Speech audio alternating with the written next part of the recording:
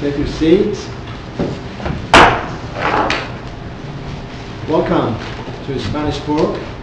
Welcome to our community, which we call State of Utah community. So when we say our community, we mean it. This meeting is being broadcast to thousands of people, Zach tells me, on youtube.com, UDOT, for those anxious and eager people that are waiting to watch it. So hopefully Technical Department will do that. Mayor is coming on his way to welcome us to this community, but before that, we're going to start with the introduction. Let's go from the right. Donna, would you please start us? Yes, my name is Donna Lai. I'm a Commissioner at Large, and my home is in Payson, Utah. I'm Danny McConkie, Commissioner at Large, and I reside in Washington County. Megan Holbrook, Region 2, Salt Lake City. I'm Wayne Barlow. I represent Region 1. I live in Cache Valley and Bear Lake. And my name is Nadi Zinadi from sunny, slightly warm St. George. I represent the rest of the counties of the state of Utah, 14 hours. Carlos. I would like to also excuse Commissioner Kramer, who's in Washington in the meeting, and the Commissioner Evans had the engagement that he cannot make. Thank you, Carlos. Well, the Mayor. Welcome. Hey, sorry. Just want to welcome everyone here to Spanish Fork. Sorry I was a little late. Someone has to do business here. But we appreciate you all being here. Welcome to our city. And we appreciate what you guys do for all our cities. And so I just want you to know that we are appreciative, and we want you to know that we just send it all here to Spanish Fork, and everybody else will be just fine. Thanks. Sorry to interrupt. Sorry to butt in. Just enjoy and keep going. Thank you for your hospitality. You bet. Carlos, would you please introduce? Thank you, Mr. Chair. I'm Carlos Braceras with the Utah Department of Transportation. Would you like us to? Yes, please. I think we probably fill 90% of this room here. Shane Marshall, Deputy Director of Engineering Operations. Carrie Newell, Deputy Director of Planning and Investment, and proud to be from Region 3 before that. Justin Schellenberg, one of the project managers in Region 3. I'm Rob Clayton, the Region 3 Director. Boyd Humphreys, I'm on the I-15 Technology Corridor Project. Randy Clark, Project Development. Jason Davis, Operations. Brian Adams, Region 2.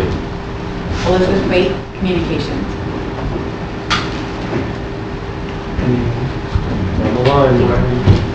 Diane McGuire with the Corridor Preservation Fund.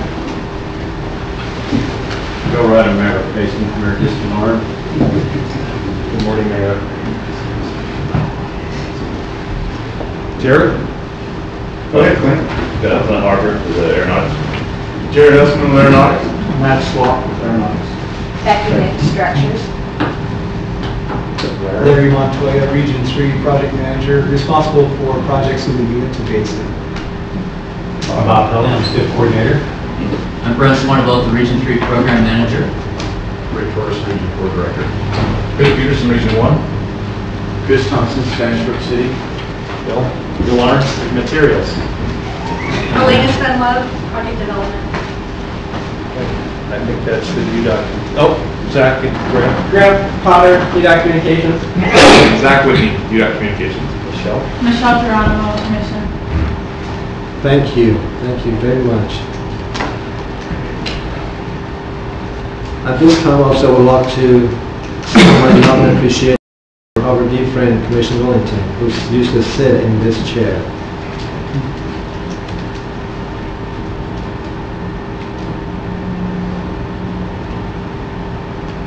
He had dedicated service. He had a wonderful and kind heart, and always kept us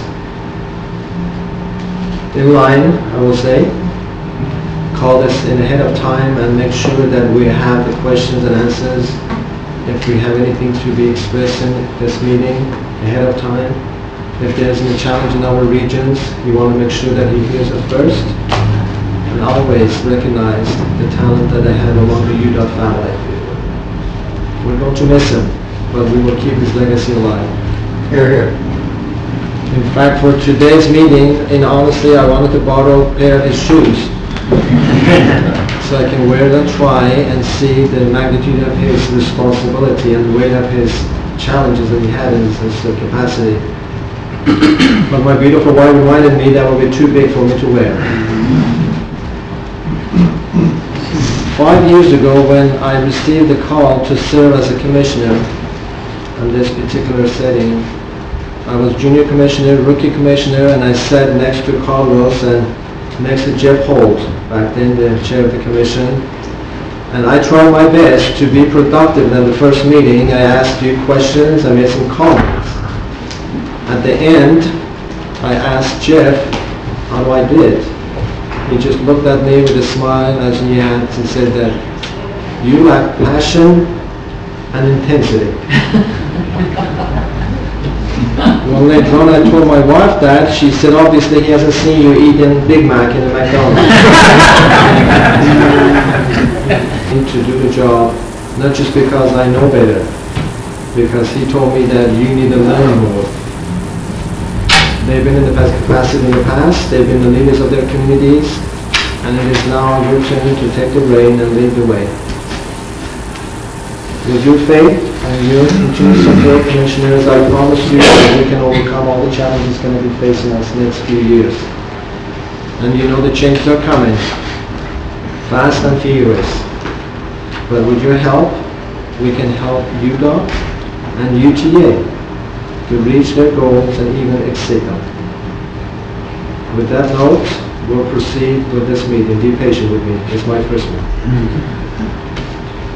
So we have any officials who would like to come forward, introduce themselves, and if there's anything in their mind, please come forward, state your name, and speak to the microphone.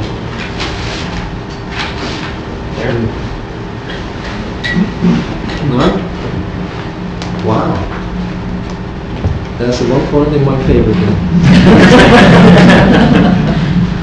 We're going to now, I would like to also thank Rob and his team for the wonderful tour that we had yesterday. Thank you. It was beautifully organized. And thank UTA for providing that beautiful air conditioning buses. For us from southern Utah, that's a novelty to get on those and drivers. We don't have those opportunities more often. So let us have the local representation, guest presentation by Region 3. Rob? Okay. Good morning, Commissioners. It's a pleasure to be here this morning, and it was nice to be with you yesterday on that tour. We had a theme of growth and development and planning and multimodal solutions, and our update this morning will continue that theme. We've got one agency that you didn't hear from yesterday that we saved for this morning was Mountain Land Association of Governments, and we've got a strong partnership with them, and they're going to highlight some of our priorities from the planning perspective.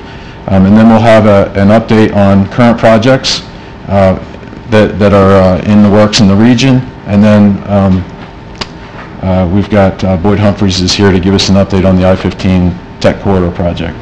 So, proceed like that. Sean. Thanks, Rob. And do we have some slides for the... no, Rob, did you see those earlier? If not, I don't need them. We can just kind of go through what we have. Everything's there. We do have them on this thumb drive if you want, Michelle. Why don't we do Justin's first then? Yeah. Oh, she's got them right there. Okay. Perfect. We knew you had them. Thank you. All right. Thank you, Commissioners. I appreciate the opportunity to talk to you today. I sat in front of Nagy a plan from 1965, and this is the front cover of that plan. I'm getting a little bit nostalgic. I'm into my 50s. I'm starting to look back in time, and I'm at that age where I'm showing my kids picture books, kind of like my mother did, and I'm starting to reflect on history. And so this was the first transportation plan for Utah County, and Nagy's got an original copy of that right in front of him. And I was sharing this with Commissioner Millington a couple months ago when we started doing an update to our transportation plan. And there were 12 cities in Utah County at that point in time in 1965. And the Utah State Department of Highways was the producer of this document in cooperation with the local governments at that point in time. And I found it fascinating that that the transportation bill that was passed in 1962 called for the first continuing comprehensive and cooperative planning practice to take place. And of course, Utah being what Utah does is we usually do things first, and we do it better than most, and for whatever reason we like to cooperate.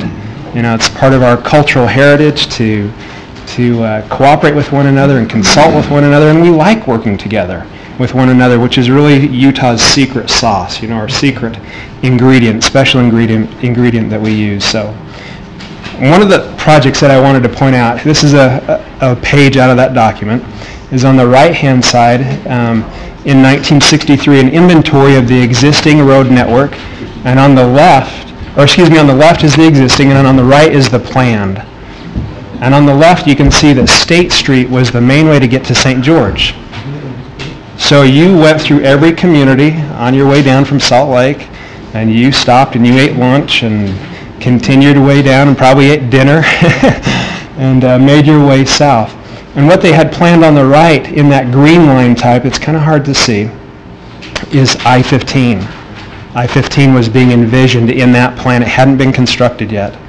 It was being thought of as a project that would be nice to have and something that would be very efficient for the local governments at that point in time. So looking back, we know how planning works. We know how growth works from a historical perspective, and now we're looking forward, and we're trying to figure that same thing out today as we look forward over the next 35 years to the year 2050. What is our community going to be like? What is the growth going to look like in Utah County, in the state of Utah, and where is that growth going to go? And on our tour yesterday, we saw a lot of open land. I saw a lot of cows. I saw a lot of dairy operations. I saw a lot of horses. Yeah, a lot of corn that was growing, and we can see with that graphic on the right where we think that population and employment growth is going to go. Incredible amount of growth to take place in Utah County. In fact, by the year 2050, Utah County will almost be the same size as Salt Lake County is in 2050. Utah County will add more population than Salt Lake, Davis, and Weber counties combined by the year 2050. More absolute population than Salt Lake, Davis, and Weber counties combined. In the year 2065, if we went 15 years further into the future, Utah County will be the same size as Salt Lake County in that year 2065. So that immense growth that we've heard Pam Perlick talk about is what we're facing in Utah County. And we have some very interesting geography in Utah County. We have a big lake in the middle, and that's a great asset to us, and also something very difficult to plan around. We have certain points in Utah County that are very similar to Davis County. It's a very narrow strip of land to develop and to put people through. In fact, we have several geographic points. Point of the Mountain, its namesake is because it's where a mountain comes down and creates a point, and it's very constricted for us to get through. So we have some very interesting challenges in Utah County. Just a couple more slides. Almost done. We, in partnership with UDOT and UTA, are updating our long-range transportation plan. I'll grab that, Steve, and this is our current edition of that 1965 edition. And so we're taking this plan to our local governments, and we're trying to update this to include enough facilities to take care of people all the way through the year 2050. This one takes care of people through the year 2040. And now working with UDOT and UTA, we're trying to reach out to our local governments, create some planning opportunities for the cities to be involved, for them to be heard and represented in the update of this. This plan should be a reflection of what their vision is for their communities. It's not a mountain land staff plan. It's not a UDOT plan of how UDOT wants to build facilities in the area. It's more of a reflection of what the local governments want to see UDOT and the communities develop. So we held, held a couple planning charrettes and open houses in March and May. Terry participated in the ones in March before she was called up to the big leagues somewhere around April or so. And Rob participated with us in May, and then Mary DeLamar Schaefer. Mary, you want to raise your hand? She was helpful and participated and facilitated our sessions in May. So we had some 300 elected and appointed officials turn out. This is the planning charrette that we held in Spanish Fork Fairgrounds right over here. This is about 3 blocks away from us right here. And mayors, county commissioners, city council members, planning commissioners, city administrators, key stakeholders, business leaders from the local Chamber of Commerce gathered together in 6 of these meetings, 6 different meetings in Utah County. And now we've got a pretty good idea of what we think they want to see from us. And so this is what we heard from those meetings.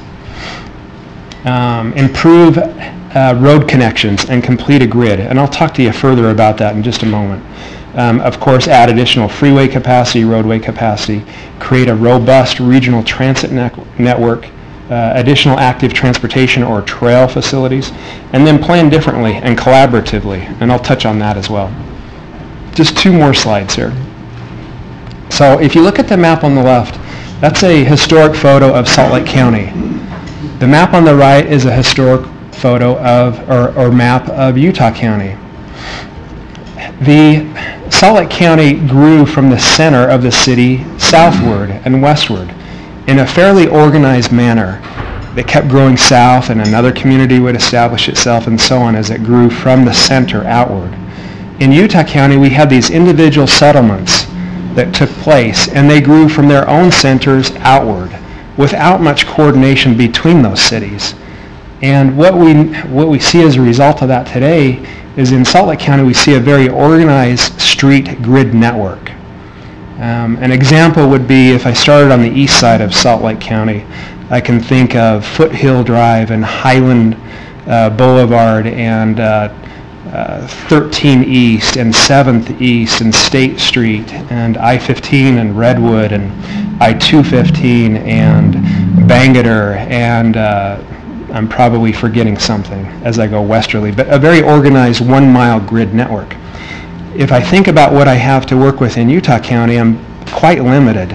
I might have Canyon Road in the north part of Utah County and North County Boulevard, maybe State Street, and then I've got I-15 and Geneva and maybe Redwood.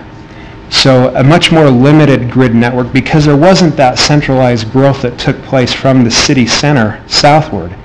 It was these individual communities, Payson, Spanish Fork, Springville, Provo, starting with their own centers and growing within those, but not really looking to connect themselves outward. So that grid network is something that we're really interested in, and we've heard a lot of comments about it from our cities and towns.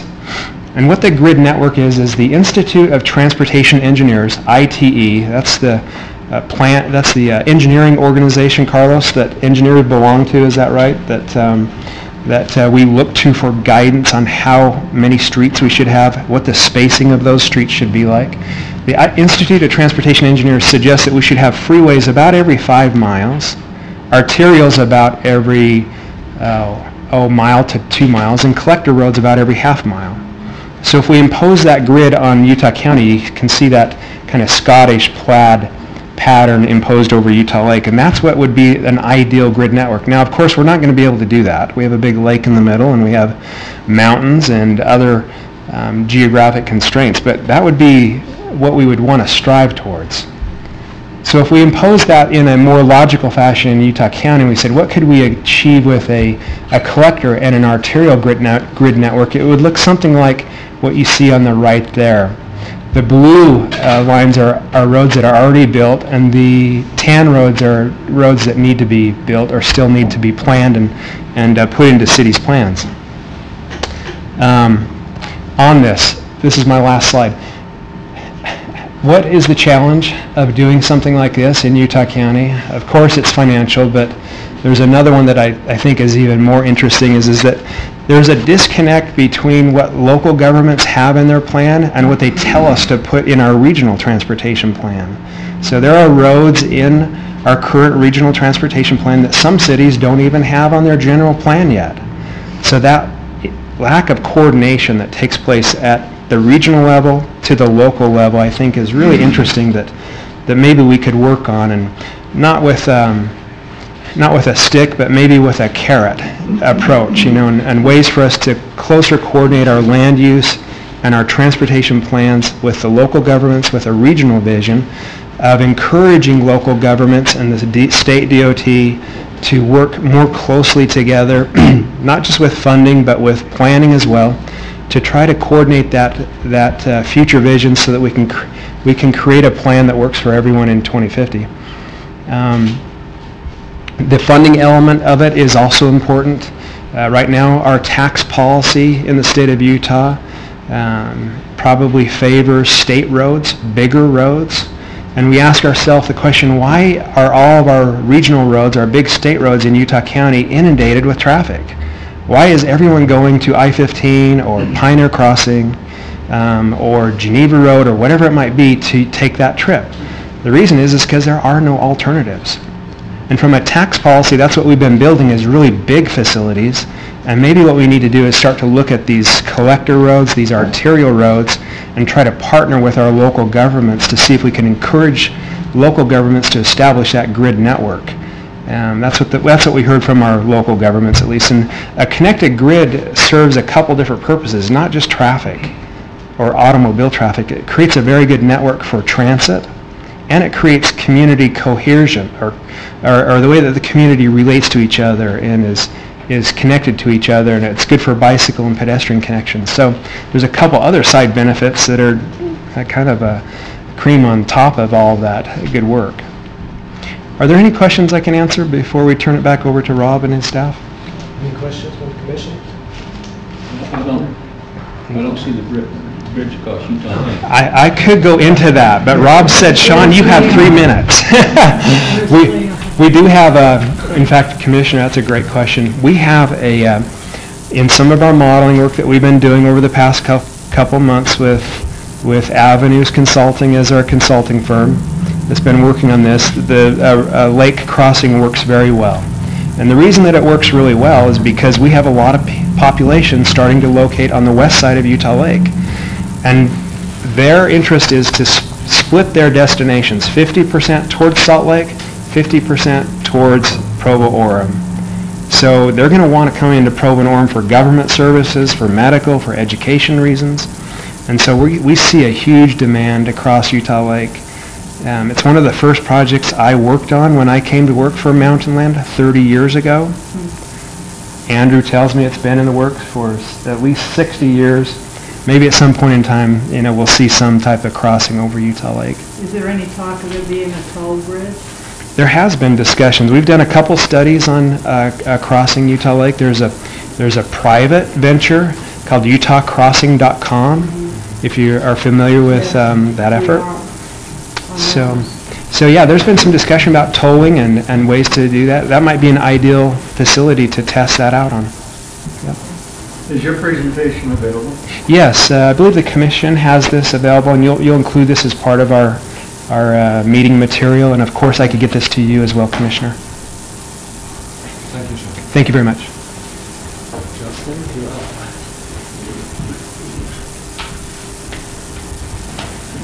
Good morning, Mr. Chairman and Commissioners. You'll be the out of there. Yeah. And click on the PowerPoint to the bottom.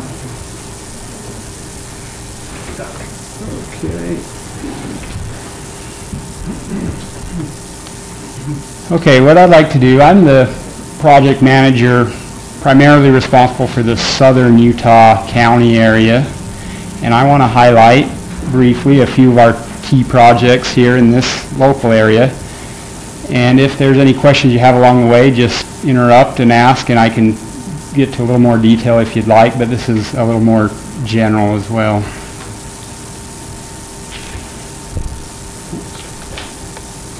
So the first thing I want to point your attention to is all the signals I've been putting in. Individually, that's not a big deal. It's just converting a regular stop sign controlled intersection into a signalized intersection. But I thought, man, I've been doing a lot of these. Let me look at what I'm doing. And unfortunately, most of these are on my own commute to work. It kills me.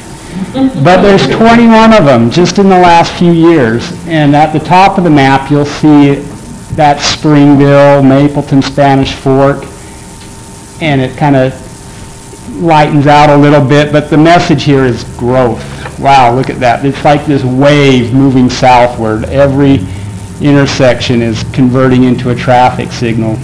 And as a project manager, that tells me shortly after that, I'm going to be followed up with, now we need to widen the roads that link these signals together, and there'll be further needs to support that. But you can really graphically see this growth wave just moving south through the Utah County area. And this is only looking maybe within 2 years, the last 2 years. So it's changing very fast, and the rate is still steady. So maybe if I came back in another year or two, you'd see that massive density more in the Salem, Spanish Fork towards Payson area. Okay. So this cuts off just a little bit. The next project here we're just getting started making selections on is for the environmental study of the new South Springville, North Spanish Fork interchange. And we looked at that on the bus tour. We stopped and looked kind of at that from both ends. So this is a little higher view area where it sits north of Highway 6, south of the 400 South Springville. This is a little bit closer zoomed in aerial photo of the area where you can see the structure. And right there, just to the left of the freeway and the overpass, I think we have a laser. Right here, this is where we stopped on the bus right here and looked at it from the side. So that's a study that we're just now getting underway to identify what's the right geometry for this interchange, what will work most efficiently. And what we couldn't show on the bus tour is this aerial view. This area through here, South Springville, all up in Mapleton here, and then this commercial district through here. This is all just exploding in growth right now. By the time this facility would come online, this picture would be very dense with development and homes as well. Oops, I keep hitting that wrong button. This project, SR 198 Widening, is this, as you go south out of Spanish Fork on Main Street, it kind of narrows back down to 2 lanes in this area. And so this is the Arrowhead Trail Drive where our 5 lanes end, and as you go south to Woodland Hills Drive, so this is the widening to 5 lanes through this area. And I have a really neat cross section of the road. Oh, sorry, it's a little bit blurry here, but some of the neat features with this road are this path that has a little bit of separation from the highway, and also has bike lanes here along the highway. And as we pointed out as we traveled that road, you remember that the Spanish Fork River Trail system comes right through that area, and this path is going to be a great feature to bring people from the neighborhoods and the developments and get them to that path, the river system path there. And then the highway itself will be 2 lanes each direction where it's 1 now. And that will continue to progress southward into Salem and on into Payson in the future. Okay, the Payson Interchange, the environmental study is just about completed here for the Main Street Payson Interchange. We also stopped right here at the old Flying J location and looked at it the best we could. This is quite a detailed operation here, but we are going to be putting in a new interchange access point just north of the existing Main Street point. This will remain open. This will be new, and this Nebo Beltway will be that connection, arterial connection up here to Highway 198 that will help the growth and development here to have direct access to the freeway rather than coming down through the historic Main Street, which would never be able to handle that kind of growth. So this is a a pretty detailed slide here. It's probably a little bit hard to see all the interactions here, but these are so close together that there's a lot of interactions with the ramps and the weaving, and so we've got some neat ideas how to get that traffic to operate efficiently on both interchanges without interfering with each other too much. And then this is the project that we saw currently under construction at Highway 77 or 400 South in Springville. This is the freeway interchange and the truck stop here. So here's that truck stop we pointed out. Their plans are to expand and double in size. And so this is the footprint that we're building. So we're going to widen this facility down to Main Street Spanish Fork, and this intersection becomes quite a bit larger with enough capacity to get this heavy truck traffic in and out. Primarily they're making this movement right to the freeway on and off, and gets very heavy in the early morning and late at night. And so we'll be adding 2 left turn lanes here for them to get on northbound, and improving the northbound right turn lanes here as well to get on. This project will be finished in just about a month and a half or so, and it's doing great. This will be a big improvement for 4th South. Justin? Yes? On that approach coming down like 15 there to 4th South.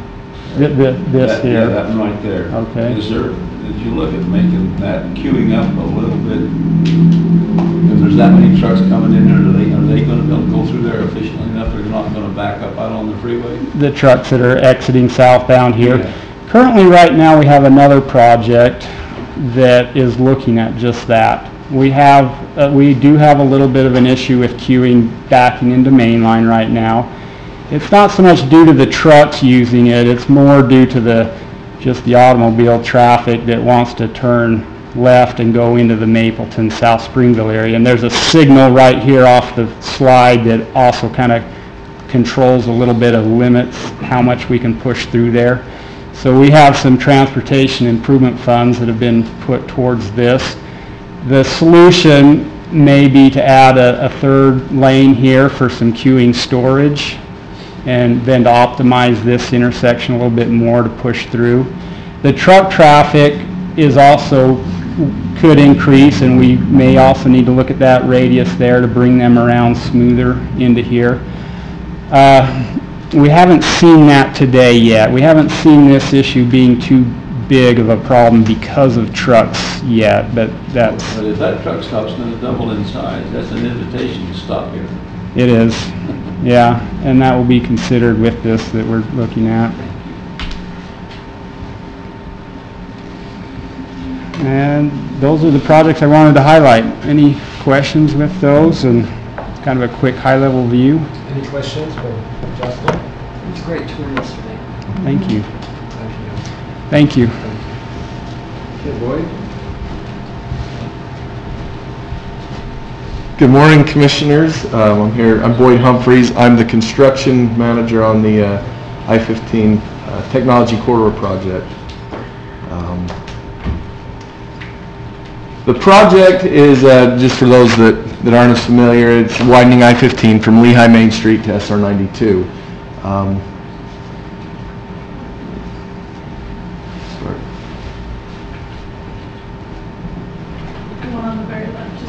Oh, right there. Sorry. What's the completion date of that project? The completion date is the end of 2020, fall, winter 2020. So, the design of the project started the end of last year, and they're still working on design, and we'll finish it up this fall. But we started construction in April, and the first couple months of construction was basically for us to convert the freeway. It was 4 lanes in each direction to a 5 lanes in each direction. We did this by narrowing the lanes to 11 feet and 2-foot shoulders, narrowing things in. But we gave an extra lane, and that was the work that was going on with some restriping, moving barrier, doing some temporary widenings to accommodate this. Going to 5 lanes, we know that when we get into construction with narrow lanes, narrow shoulders, that it causes congestion, traffic slows down. And we wanted to avoid that as much as possible, and so that's why we've gone to the 5 lanes. And we've been tracking travel times throughout the project, and the pre-construction travel times and the travel times that we're seeing right now are very comparable. So we feel like that's working, the 5 lanes. So that's the kind of the first item of work that's been going on. One of the big items that happened on the project was the demolition of the 600 East structure bridge that goes over I-15. This is just north of Lehigh High School, Lehigh Main Street. And this was, the contractor had to work hard to get this down in one night, close I-15 detour traffic, but everything went very smoothly and they were able to open traffic back up. There was some time-lapse videos that some of the news media has carried. I don't know if any of you saw it, but it was pretty neat to see. On the project, if you were to drive through it today, there's work going from one end to the other, but most of the work is happening at the Triumph Boulevard Bridge. This is a rendition of what that'll look like. Now, this is a brand new structure. It didn't exist before. It's right in the area of the Thanksgiving Point movie theater.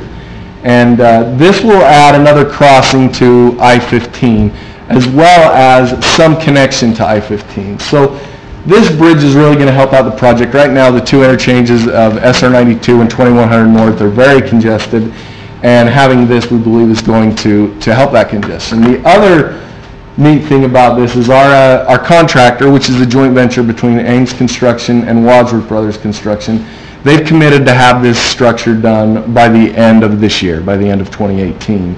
And so with this structure being open then, we hope to, as we get into more construction at the 2 interchanges, that's going to hopefully pull some of the traffic away from them and help to move traffic throughout the project better. Just a rough overview of our schedule. We talked about some of it, but Triumph Bridge opens the end of this year. Construction will continue through 2020, but right now we are on track to meet both the Triumph opening and the completion at the end of 2020. So if there's, this is the end of the local area presentation. If there's any questions for me or for Rob or Justin. That overpass that you took down just north of the Lehigh, is it going to be replaced? It will be replaced. It'll be closed for about 6 months. So. Is it going to be a full-blown spoolie or just another? No, it's just an overpass there. So it'll be similar. I mean, it'll meet standard widths and standard clearances and things like that, but still be just the 2 lanes across it. Thank you. Another question from Boyd? How many companies are involved in this that are bordering all this access? The Silicon Slopes? Oh, I don't know the number. There's a lot, and it keeps growing all the time. And we're in constant communication with those. There's a lot, and there's been a lot of coordination. The nice thing is that most of those companies are very excited about the project. They see the need, they want it done. They've been great to work with, and very supportive. So, as far as accessibility, egress and everything, they're cooperative? They are. One of the features of the project is to add one-way frontage roads next to I-15 through that area with some access to I-15. So it's really going to help them to get on and off the freeway in that area and avoid some of the congestion at the interchanges. And what's the connection with transit? So at Triumph, there will be connections to the one-way frontage roads that will add some slip ramps to get onto the freeway going northbound. I mean transit. Oh, transit. We've worked some with UTA. They've got their front runner station there, and during construction, we've talked about buses, extra buses to get people through the construction limits. We are working on a trail system for bikes and peds that will be part of the project. That will really make some nice upgrades there. And will businesses help with those trails? They're very supportive of them as far as cost, as far as financially. I believe that's just coming from the project budget. Okay. Any other questions? Thank you. Thank you. Okay, thank you. Now we are pleased to hear from Steve Meyer of UTA to give the annual report.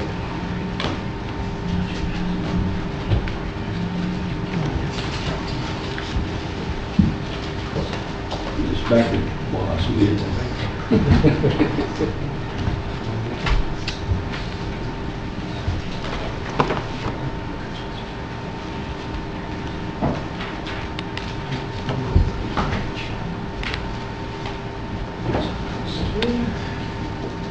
morning. Good morning. Steve Meyer, I'm the Interim Executive Director of Utah Transit Authority, and pleased to be here today to give our annual update. So this is a lot of the numbers in that you'll see is for the end of the year of December 31st, 2017. So I've given you the small handout fact sheet, which is the facts for 2017. That'll test your readers on your glasses. And then the larger document is our 2040 strategic plan that our board came up with this past year. Okay, so this is our current service area. We're in the 6 counties along the Wasatch Front. We're in all of the county, Weber, Davis, Salt Lake, and Utah, and just in certain cities in Tooele and Box Elder County. So that makes up about 80% of nearly 80% of the state's population within the district. Previous leaders have said it took us millions of years to get the perfect geography for transit along the Wasatch Front. So very linear. We don't have to deal with the circular things that they do out in the Midwest where it's flat. Mountains and lakes really help us there. Here's a look at our ridership. Last year carried 45.1 million riders. Our fleet's made up of 652 buses, 117 light rail vehicles now, and 71 commuter rail vehicles, locomotives and passenger coaches. 391 van pools, continuing to grow our van pool fleet. We were kind of flat for a few years. During the recession, we're seeing an increased demand for that. And that's where groups of employees or people with a common area, origin, and destination could get together and pool up the cost of and share that cost of that van pool service and ride together. They get the advantages of the HOV lanes and, certainly decreased cost and less impact on our roads. 119 bus routes, over 6,100 bus stops in the system. 73 rail stations, over 2,400 employees at UTA. And all very proud of what they're doing every day to get people to and from their destination. Our culture, we look at this as what we call our true north, and our focus is on service, people, the environment, our communities, and stewardship. And we try to, everything we do, try to relate back to those areas. And within that, we're constantly looking at continuous improvement, inclusivity within our organization and outside to our customer base, helpfulness, how can we help the customers and the public, safety, collaboration, integrity, and accountability. Our focus on continuous improvement is great. As I've started this job, I actually wear 2 hats. I'm the Vice President of Operations, Capital, and Asset Management, as well as the Executive Director. So I've been out to the business units, talking with all of them, and they are so proud of these types of things, these continuous improvement strategies that they've implemented. So we had 108 projects completed or in process. All of those were created based on employee or customer input. This is coming from the bottom up. And so this one example, we redeployed 15 employees within the organization to new jobs to make our focus on our true north. So better data analysis, planning, and bus focus training. We did a cost-benefit analysis. We used to have, or we still have, these computers on our buses that give us the route and how the bus is performing against the schedule. So we've transitioned to some of those to tablets, and $108,000 in annual savings on that. Not a whole lot compared to a $600 million annual budget, but significant for the employees continuously working to improve our system. Here's another issue we had. We had our ticket vending machines at our platforms for commuter rail, light rail, and our bus rapid transit. We were having some reliability issues there, and you could see we were spiking up with significant customer comments. If you get to that station and you can't buy a ticket, you've got a lot of concerns now. They can tell the operator that they had, or the fare checkers, that they've had a problem, and we'll let them continue to ride. But that's a concern for people. They want to be able to pay as they get on. And so we really put a focus on that starting last year, and we've got the reliability up to 95%, and our customer complaints have dropped from around 600 to down under 200 a month. So it's our folks being proactive, identifying what the needs are on our system, and aggressively working to address those needs. We do a lot of work with partnerships for service providers. So we work with low-income folks, the disabled community, the veterans groups, and that. And there's a lot of service organizations that provide transportation, and we are working together with UDOT to kind of be a clearinghouse for that. So a lot of these federal grant programs run through UTA. We have the staff skilled how to manage those grants and meet all the federal requirements. But we work with these local agencies as sub-grantees to get that money out to them to help them provide service. And is it better for UTA to provide that service, or these local organizations? So in Utah County, there's a group that we help provide the vehicles, and they provide volunteer drivers in vans to make some of these transportation connections. And that's worked out great. So we're providing the right level of service and trying to meet the diverse needs of the community. So again, this Utah Ride Link, we're trying to be a clearinghouse for all those services. You can go to utahridelink.com and see what your needs are, and then what service provider can help you do that. We talked about the volunteer driver voucher program, and we have some Utah County on-demand services. We've spent a lot of time improving bus stops, making them more accessible, and sometimes that helps us get people on the mainstream system rather than have to rely on our paratransit, because they have accessible bus stops they can get to our system. We look at first and last mile connections. We know our bus routes don't get you right to your front door or to the front door of your destination, so we need to improve sidewalks, bike lanes, access ramps on sidewalks. So we work with a lot of communities to help make those connections and provide good amenities for bicycle use. And then our new app, UTA Go Ride, you can buy a ticket online with your mobile device and show that as you ride our system. It also has real-time information about where our buses and trains are on the system. I messed this up. Okay. Improving customer information. We used to handwrite, and we're transitioning out of that. Handwriting anything where we had detours, and it got a little messy and hard to read sometimes. Now we're providing more detailed printed information, showing where they are on the route and what the changes are in more detail. Is everything just in English? Pretty much, yeah. You have the option then of getting some text messages, or you can call our customer service, and they have multilingual people there that can help provide information. Our external relationships, we hold what we call Transit Academy to help educate elected officials and stakeholders through the community. We had a pretty good turnout at the session last year. We're working closely with UDOT, the metropolitan planning organizations, and the local governments to educate them about what we do and find out more information about what the public's wanting, what the issues and concerns are in the communities. We're trying to, constantly looking at how we can be transparent and open to the public, and trying to encourage our employees to act in that way as well, and provide the right level of information. If they don't know, say they don't know, but own that to go get the answers from somebody and bring that back. I do that a lot. I don't know the details, but I know people who do know, and I can get that. And then accessible information, Commissioner Holbrook, as you mentioned. So we're looking at a lot of strategies. We are live streaming our board meetings, as you are, enhanced opportunities on the internet, with text on our call centers to accept public comment and concerns.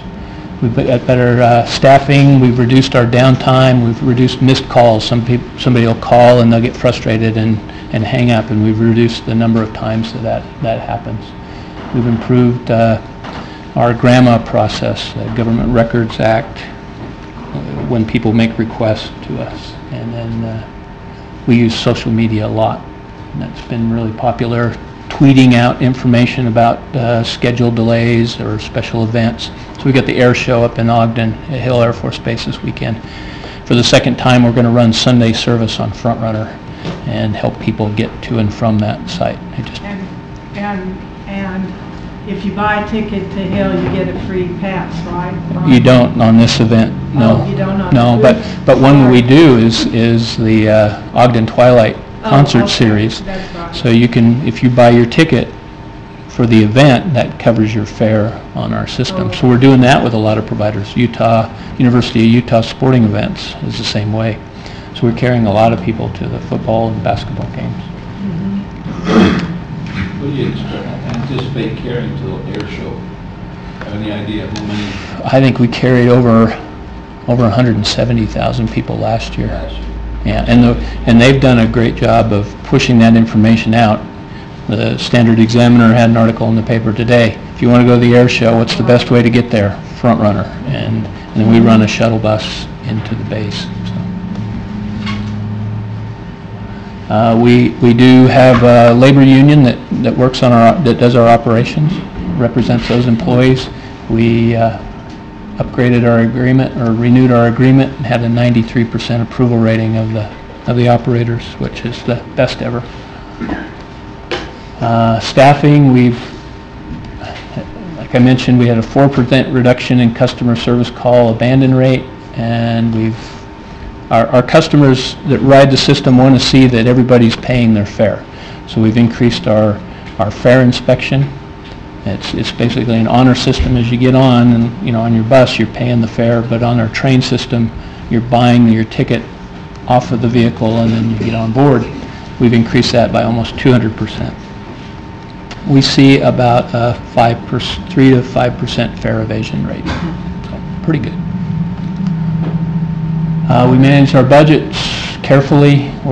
In 2017 we were ahead of budget in operating revenues, and so we were bringing in more money from fares and sales tax revenue, and we were $9.4 million under budget in operating expenses. We are trying to allocate the resources to hit our priorities, so we're spending $1 million for improving signage and information and wayfinding. When you get to our station, how do you get to your final destination? Where do you want to go when you hit downtown Salt Lake, and how do you get there? So provide more information there. We had a 3% increase in bus revenue miles. We reduced 7 positions and repurposed 15. Does that mean you shifted them someplace? Yep. The 15 we shifted, and we just eliminated 7 positions that we didn't need. And then we're spending a good amount of money on maintaining our system. We spent billions of dollars to build this system. We need to maintain it. And Carlos and I deal with this every day. And it's not. Nobody likes to be. You're not going to have a big ribbon cutting when you replace a section of rail. No. But it's probably the most important thing we do is to keep the system running. We're improving our budget process. We're looking at strategies to get more information from the public, reduce our costs, decreasing our agency debt. We were at the Transportation Interim Committee last week at the legislature, and showed them how we have a 30-year financial plan that looks out and makes assumptions on revenue and expenses and how we are managing that debt that we use. We basically took out a mortgage. We did bonding to build these projects, the 2015 projects, and now we're paying that debt. But that allows the public who is paying for it to use the system while we're paying down that debt. We're working hard on operating costs. We're building our fleet of compressed natural gas buses, and that's significant cost savings on fuel with that. We'll get our first electric buses this year, and we'll have 5 in Salt Lake.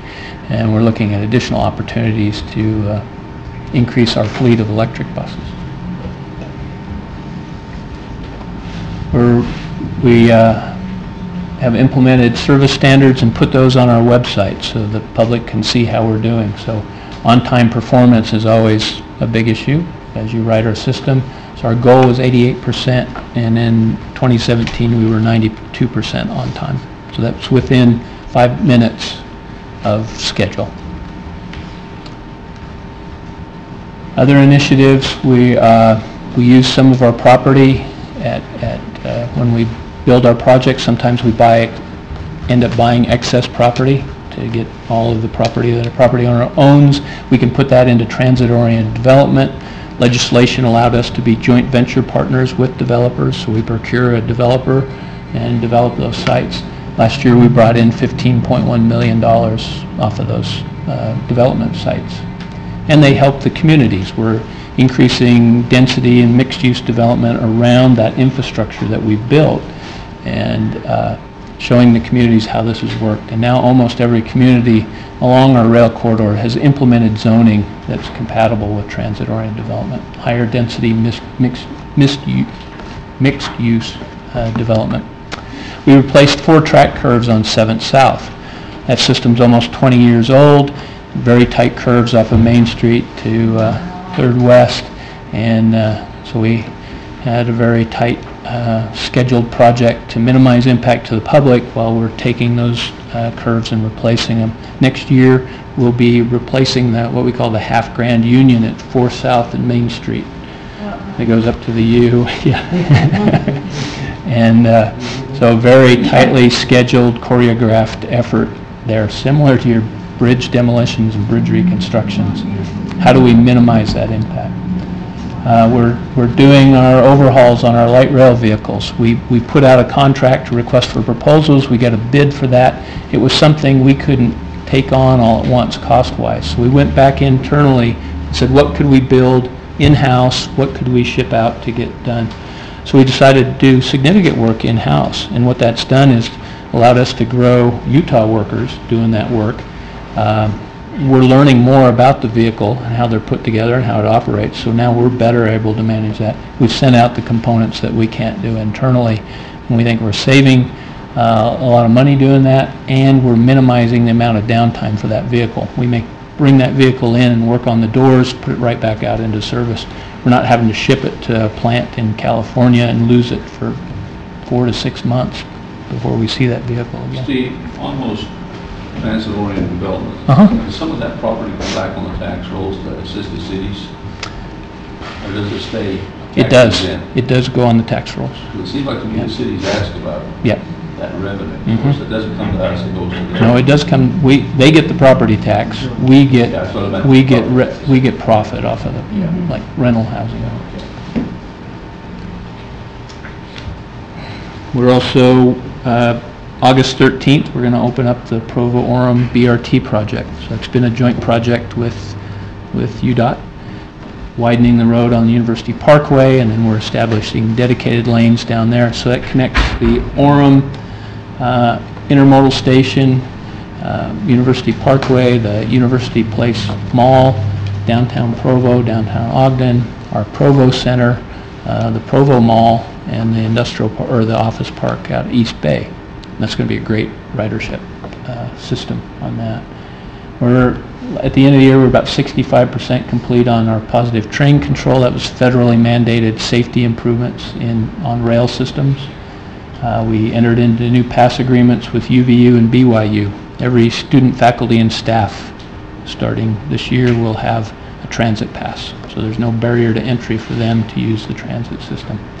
We carry about 35% of the trips every day to the University of Utah complex on transit. And we're working on the realignment of the airport tracks to the new airport remodel there. So on that, does that go straight into the terminal? Comes into the side of the terminal, so we're going to back up about 1,500 feet and realign that. You can see the new terminal building that's being constructed. It's a bit further to the west from where we are existing. So he is going to reduce that walk. It'll get you right into the building. I have taken tracks to the other. Yeah, that is one element of our track system that's just steadily increasing. And the cost went down. Significantly. We were going to be an elevated structure at 65 million estimated cost. We found a way to get down that grade and do that for about $15-16 million. So a great partnership with the airport to make that work out.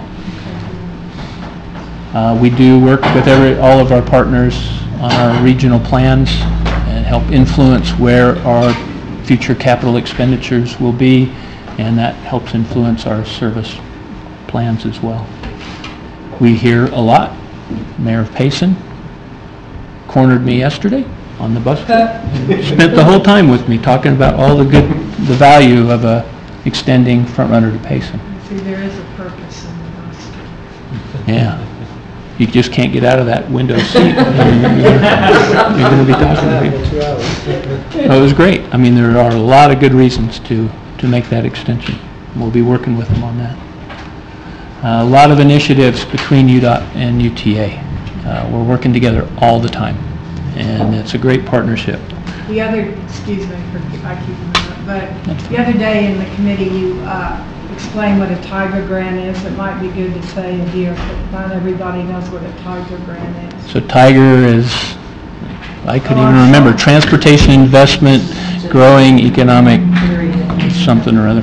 Anyway, that one is first and last mile projects. We're working with, I think, 36 different local entities to make these improvements like I talked about. Filling in gaps in sidewalks, bike lanes, bicycle improvements at our stations, pedestrian overpasses. We'll have 3 pedestrian overpasses, one over SR 92, one in Provo, and one in Salt Lake City over the rail corridor. So we're improving safety, improving accessibility, reducing those barriers for people to get to and from transit. They're important. They really are. That's just a great project. That is part of an overall plan that both MPOs worked on with UDOT and UTA and the cities that identified over $100 million worth of projects.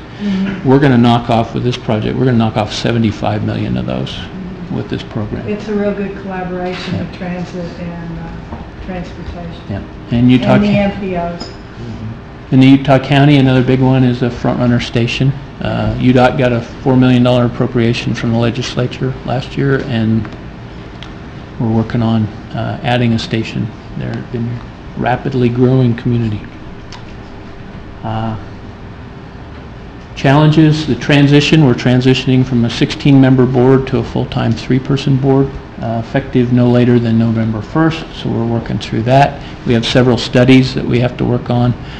One of those is evaluating whether UTA should become a state agency, so Carlos and I are working on a scope of work and probably get a consultant together to do that, and then constantly looking at that maintaining state of good repair for our existing system. Meeting service demand. Nobody's come to me and said we want less service. Everybody wants more. Utah County, as you're continuing to grow, how can we find the resources to continue to expand our service? We need high frequency service along main corridors, and we'll continue to work on that. So Steve, you have 3 of the Southern commissioners over there, John Rowe and Commissioner Conky and myself. You want to give the 205 miles extended track to St. George, Utah. That's right. You don't have any vote, 3 votes, right? 3 absolutely. That's going to be one of these joint projects. Yeah, and, join the federal government. We're a little bit outside our service area.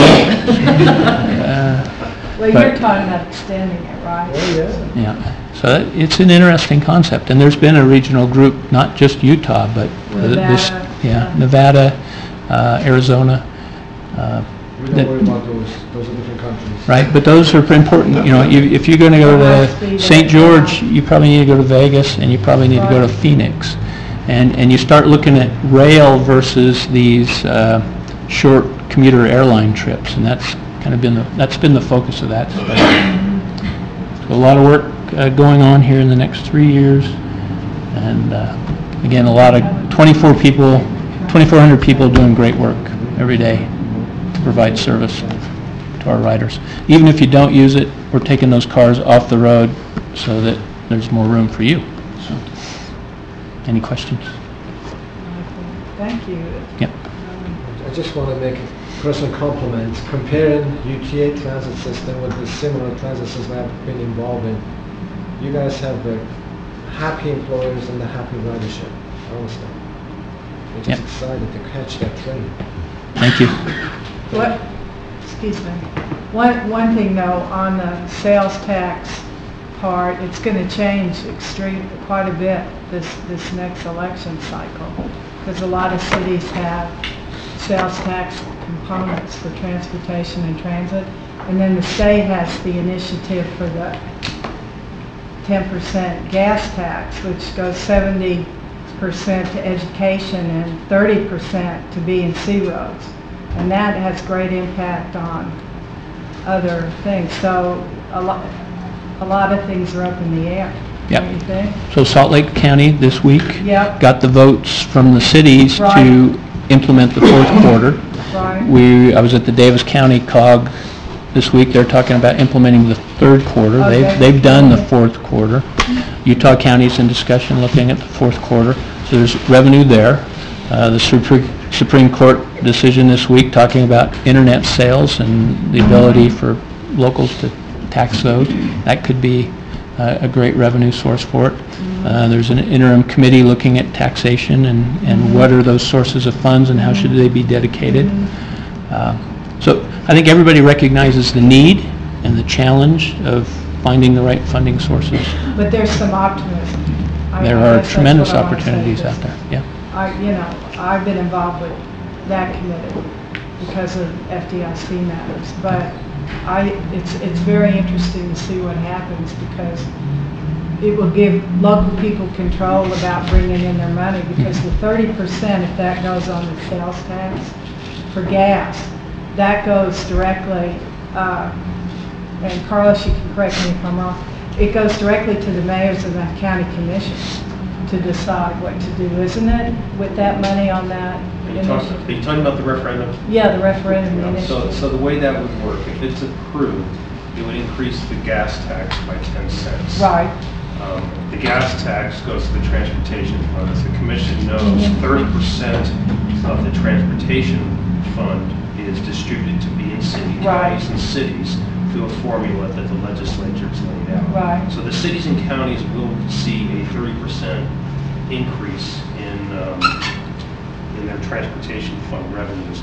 The department will not, the state will not see any increase. The idea is that 70% that would normally come to the states would go to the transportation fund. It would replace 119 million of sales tax, which could then go to education. Okay. So it's just a replacement. I was making it simplistic, but I think that's a very interesting thing that's swirling around too.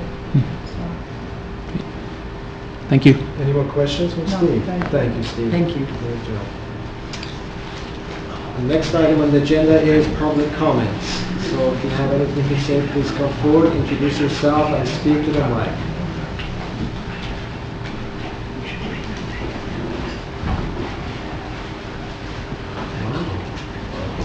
Am I that scary? No, we took up the time. Oh, you're really on the roll. Gee. Hey. Okay, then you just, if you don't want to speak now, you're going to hold your peace forever. No, be careful on it. Okay. Now we'd love to hear from our federal partner, Ivan Guerrero. Would you please, and I know Bridget is not here today, is she? No. Okay, well, she is excused. No. Okay. You have me all by myself today. I have no backup. Thank you for being here. Good morning, Mr. Chairman and Commissioners. Is that a soccer? Is that a soccer? It is a soccer, Tabasco and soccer. I'm not much into Tabasco because I don't like spicy food, but I do like soccer. On that topic, Commissioner Zanetti, congratulations on your chairmanship. I know beyond extending front runner down to St. George, another benefit, hopefully will be more commission meetings down in southern Utah, hopefully between November and April, so I'm looking forward to that. And my condolences on Iran being eliminated from the World Cup. I know they played two great games, two kind of fluky goals there that kind of did you in, but they played an exciting level of soccer. Carlos Argentina is in trouble. Yeah. No not a good day yesterday. No, not a good day. And my home country of Cuba kept this streak of not qualified in 80 years, so we'll forget it. We're more of a baseball nation anyway, so we don't play soccer down there. Yeah, someday. I do want to congratulate Rob on his assuming the Region 3 Director position. I missed the last commission meeting, so I didn't get to congratulate you. I was going to mention something about the improvement I've seen in the region since Terry left, but I understand she's got some compromising pictures of me from Rapid City, so I will try to stay on her good side. All right. Do we have that slide today? I don't know. Hopefully not. Just say it's fake news. It's all fake news. It's all fake. I guess I'm here to talk about transportation, so let me get to it. I do have about 6 items to talk about, but real quick, I'll start with the first one. On June 4th, the Environmental Protection Agency issued the non-attainment designation for the ozone.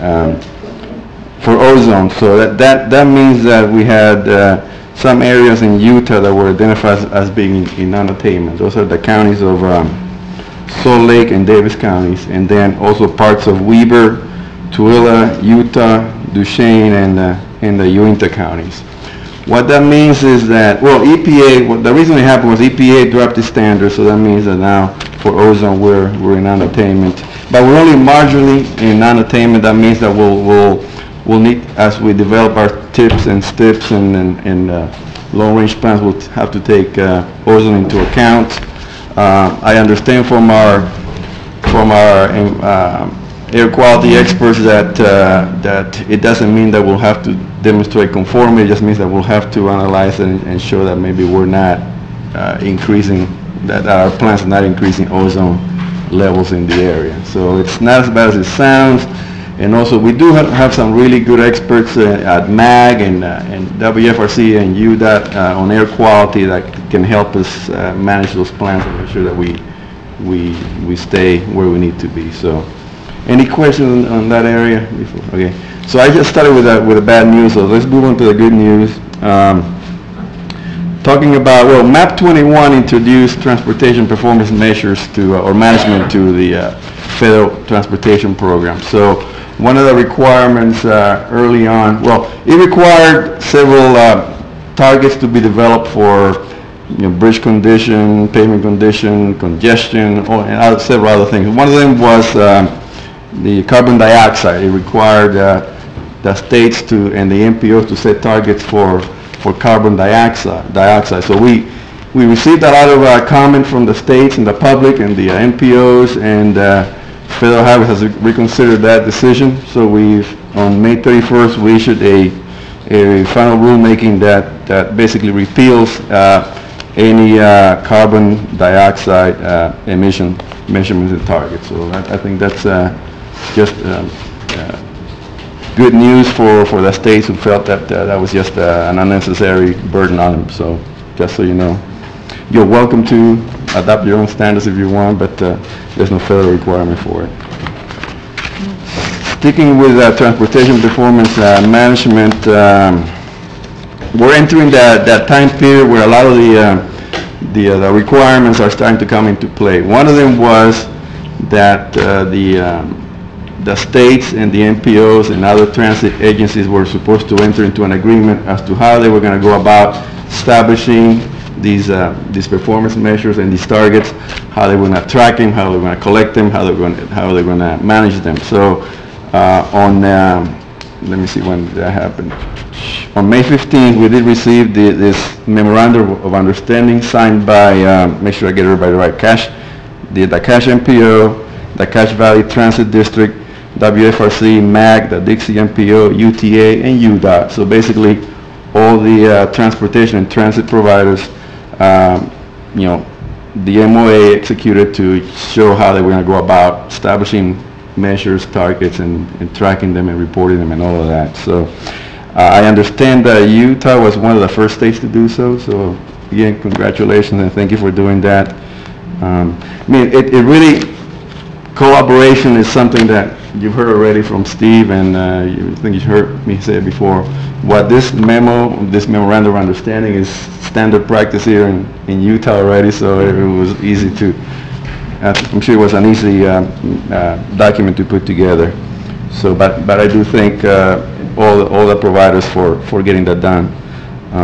Another transportation performance measurement related requirement was to actually establish those targets, those performance targets, and so that was due on May 20th, and our office received them on May 18th. So again, I want to thank UTA for getting that in, and the MPOs also. And all Federal Highways will do with that is, we looked at it in our office, we send it up to our headquarters office. There's no action required from us on that. We just kind of, if we see something quirky in there, we'll discuss it with we'll discuss it with you that if we need to. But there's no action required from us. We will pretty much accept them as submitted. And from what I've seen so far, everything looked good. Speaking of collaboration, I wanted to make the Commission aware of a funding opportunity. We have a program that is called the, let me see what it's called.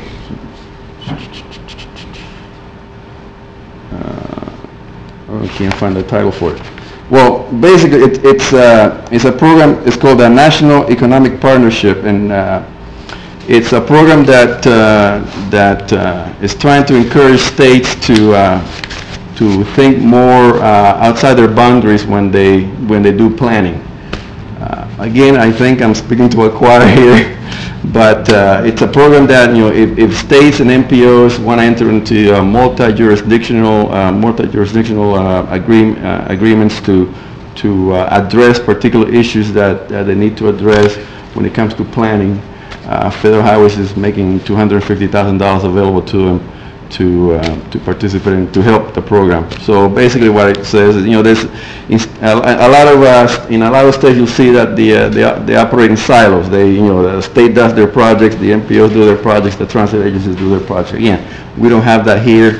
So Federal Highways is trying to kind of showcase the benefits of operating in a more multi-jurisdictional approach to the way we do planning. So this program is available to you should you decide to take advantage of it. But again, I think it's just standard practice here. But if you do want to participate in that, there's $250,000 available, and there's an application process. Yeah. They want to go out with at least 6 states or 6 consortiums, so nationwide, to participate in that. And finally, Michelle, you could bring that up to what I had. Oh, am I? If you click where the PDFs are. Okay.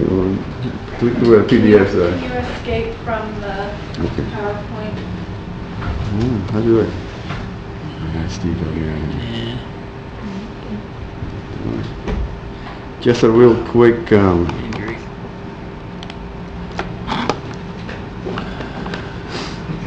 Sorry, it cuts off the bottom of the screen. Oh, it did.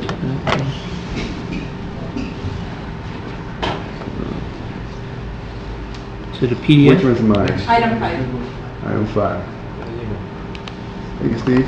Real quick, at Federal Highways, we have funds available to promote innovation and technology. We call them our T2, Technology Transfer Program. So what we do is we see opportunities to expose states to something new, something innovative. We'll provide these funds, and basically we get a group of people from the state to go to another state and kind of learn what they're doing. Just wanted to show you real quick this example. Recently there's a lot of good stuff going on in Colorado with their Central 70 project in downtown Denver. They're using a lot of 3D design, 3D mapping to identify utilities and avoid conflicts and delays. So we use these T2 funds to to get some of the UTA people over there to visit the project and kind of learn what they're doing. I know UTA also shares some of what they're doing here in Utah. So it was very successful transfer of technology event. I believe they spent about a week over there, and they came. I think the people from Utah came back with a lot of good things they want to start trying out here. They went out and visited the training center for railroad over there, and took some good pictures too of this stuff exploding. And here's that group. But again, just wanted to show that we were able to provide some assistance to Utah to get out there and learn something from this project that's going out there in Denver. And we understand that they were all, it was a very good exchange, and they came back with some good ideas to try to put in place here. So with that said, that's all I have for the commission today. I'll be glad to answer any questions, except the one about the pictures. I don't know where they are. Any questions for Michael? Right. Thank you very much. Huh? Thanks for the good news. You're welcome. You can come again sometime. Yeah, thank you. Let's be back. So item number 6 is UDOT School Board, which is Randy Park and Jason. Will you Jason go first? Good. Morning, Commission. Morning, new chairman. So, unfortunately, Steve just wore another hat. He's now interim IT coordinator for UTA.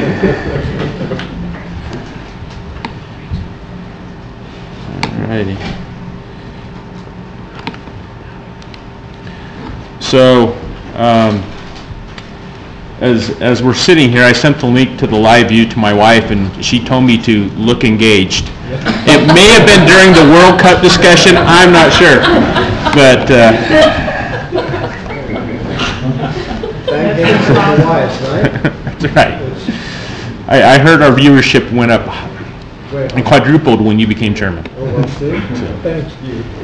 So, as I get an opportunity this morning to talk to you about our safety scoreboard, if you kind of just go all the way to the top, 100%, we can all go home now. Fortunately, there's one of the measures that's reading incorrectly. We're about 97.3%. About.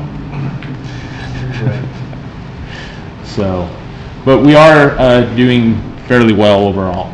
So you can see the 97 there. As we go down and look at this, you can see if you scroll over that our target is 21, and we're sitting at 26 fatalities for the year. We want to reduce. That's not right at all. As it's coming out of my mouth, I'm going, no, that's not the number we're at. We're actually ahead of our target on that. The fun that we get to have with live internet measures. We are doing better than we have in the past years, although our 100 deadliest days is not looking very good. Our accidents have gone up slightly because we had some record-keeping issues that got corrected. A credit to our staff in being diligent about that and not being just accepting of whatever the numbers tell us. Our equipment damage continues to be higher than our target. That is the one area that our target is not being met out of any of them, is our equipment damage. And then, as we had talked, our traffic crashes tend to lag a bit behind. But overall, our targets for safety for the department are looking very good. 97.3% is fairly impressive, and we just want to kind of remind everyone to focus on that. One of the areas that I wanted to get into just a little bit deeper this morning would be our motorcycle fatalities. And you're going to be seeing a few more of our VMS message focused on that in the future. We are currently at 22 motorcycle fatalities for the year. And last year at this time we had 10. So our staff's been digging into that pretty heavily, trying to figure out, is there a trend there? Is there something we're missing? Is there something we need to spend more time at? And you know, a couple of things that jumped out to me is, as far as you look at the age group that is contributing to most of this. This is really spread out from 15 years old to 75 years old. with the largest spike in, unfortunately, my age bracket, so it's a good thing I'm not riding one of those, but the 46 to 50, we've had 10 fatalities in that age group alone. And then one of the things that we always get asked is, well, is this a function of there's just more people, there's more motorcycles out there?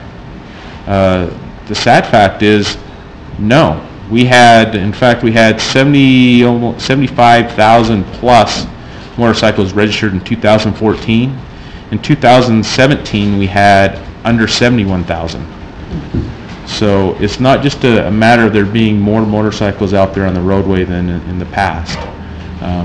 It really is a matter of just paying attention, and it's on both parties. You have about 50%, give or take, of the fatalities involving just the motorcycle rider themselves, just some type of mistake happening with either they're driving or they encounter something on the roadway or something of that nature, but no motor vehicles other than motorcycle involved. The other 50% involve a motorcycle, and that doesn't mean that it's directly the fault of the vehicle, the motor vehicle involved with it. It's just one of the statistics that we looked at. But you know, Wayne's question, yeah. No, you're going to ask about the helmets, so go ahead. That's your question. I'm just wondering if most of those fatalities are headphone. More of them are not wearing helmets than are. The data I've seen is a little bit. guys riding without helmets. You got another IT guy coming in here. Jason, a lot of these motorcycles, I see a lot of them on the highway with out-of-state licenses, plates. Oh, okay. So they're visitors. Uh-huh. Are any of these fatalities from out of state? Some of them definitely will be. I don't have that number off the top of my head, but as we've looked at that type of thing in the past, both from a motor vehicle, cars and trucks, as well as everything else, they tend to be, just because of the vast numbers of Utah drivers out there, they tend to be a very small percentage of our overall numbers. But definitely it's everyone's unfortunately contributing to this number. But I think it's also a function. Thank you, Shane. So you can see as far as the 2.5% target on our overall fatalities, 108 versus a target of 118. So, but unfortunately we're catching up every month because the 100 deadliest days, we have had more this year than we had last year during this period. Just a couple more. But again, it's just as we go home, it's another weekend during that period. More people on the roads. We just need to be diligent, not just for those of us within our own car, but looking around and watching for others as they move around, whether it be motorcycles, peds. I'm not going to mention the other category because we're doing okay, but everything matters, and so your actions make a big difference. Any other questions? Just a comment, if I may. I've seen more motorcycle awareness communications. I don't know if that's done. I assume a lot of that is spurred by our activity here, but I think it's being done. But that whole thing about you can't moderate or you can't manage stupid. I still see motorcycles. It happened yesterday. You know, there was an accident on 2100 South, and a couple motorcycles decided they could weave in and out between the cars that are just barely moving, and that they're not helping themselves. There's definitely opportunity for all of us to do better out there on the roadways. So we've been partnering with Highway Patrol for awareness. We did another one this week. But what you're talking about is an activity that is referred to as lane splitting. And lane splitting is allowed in California right now when speeds on the highway drop. I think it's below 45 miles an hour. Yes. And we've had several, I'll say, attempts at the legislature to allow that in Utah. And there's a study that they've been using to show that it's safe. We have some issues with the way that study was performed. So I expect to see it come back again next session. Thanks for that heads up. Any other questions from Jason? Thank you, Jason. All right, thank you.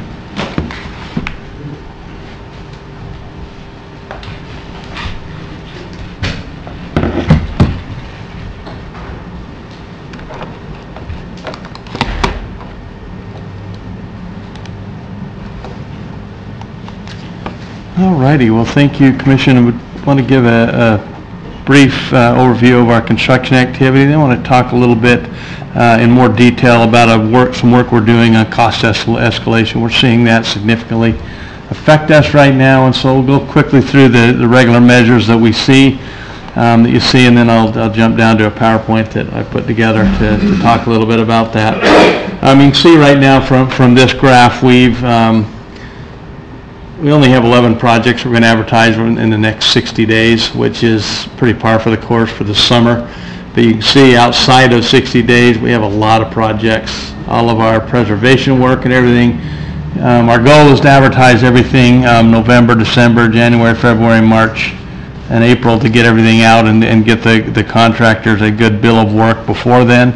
But I'll talk a little bit about more in detail. Our costs are just escalating now, and we just got so much work here in Utah and around the country, especially in the West right now. All of our surrounding states are doing better and have bigger programs than they've ever had.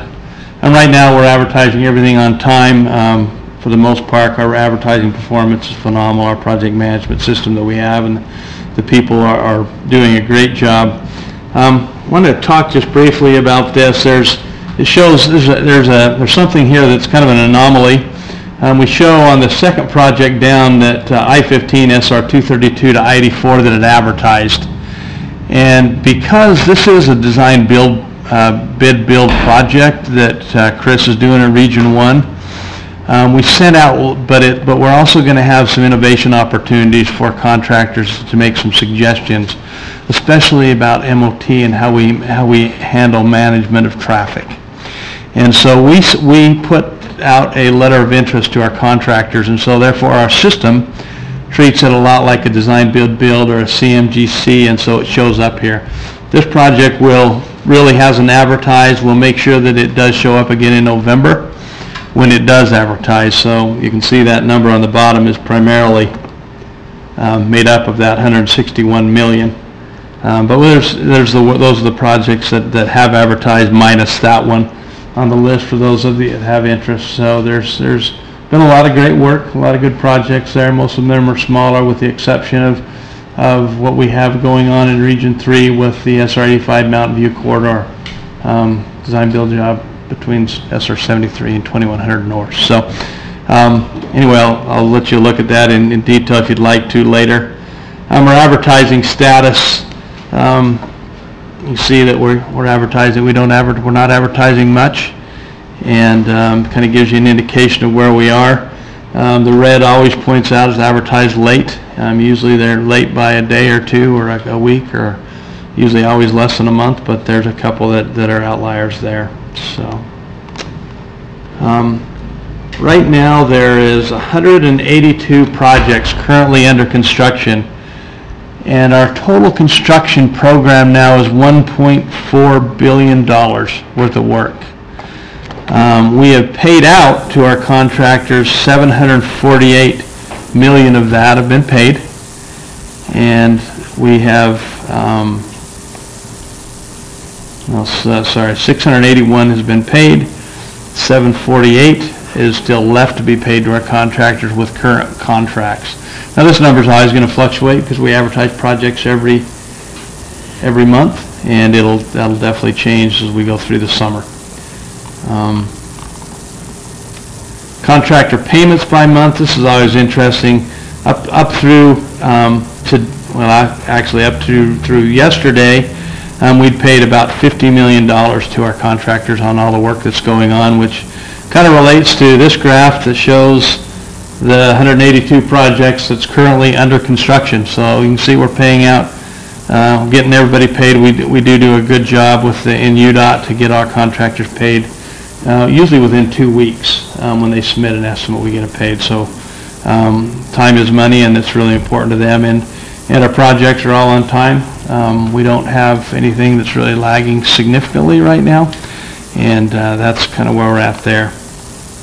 Contractor award versus estimate. This graph's a little misleading because what we'd like to see is we'd like to see the yellow, the engineer's estimate, be really equal to the original contract amount. And I think I pointed out in November that you can see we got really good bids on the I-15 project that Boyd talked about earlier, and so that's why that fluctuation on our estimate was much higher than our bid. But you can see now that we're starting to go down. In May, we saw our estimates actually be lower than the contracts that we awarded. So that's what I want to talk about real briefly. I'm going to exit out of this and see if I can escape, go down to PowerPoint.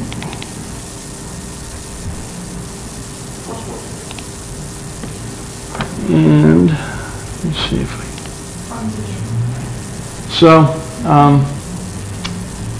our contract, we're doing an analysis on all our construction costs right now and the escalation that's going on. And what we're trying to do from a central position is look at it at a very high level and then identify projects that we need to look at a very detailed level that we'll send to the regions and the projects to do. And so our methodology right now, which I'm going to go through with you, and truly this is just an example because we haven't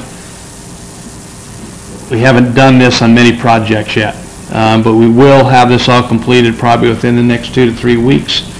But we're only going to look at projects through January 1st of 2019. The reason is the market really fluctuates. There's a lot of changes.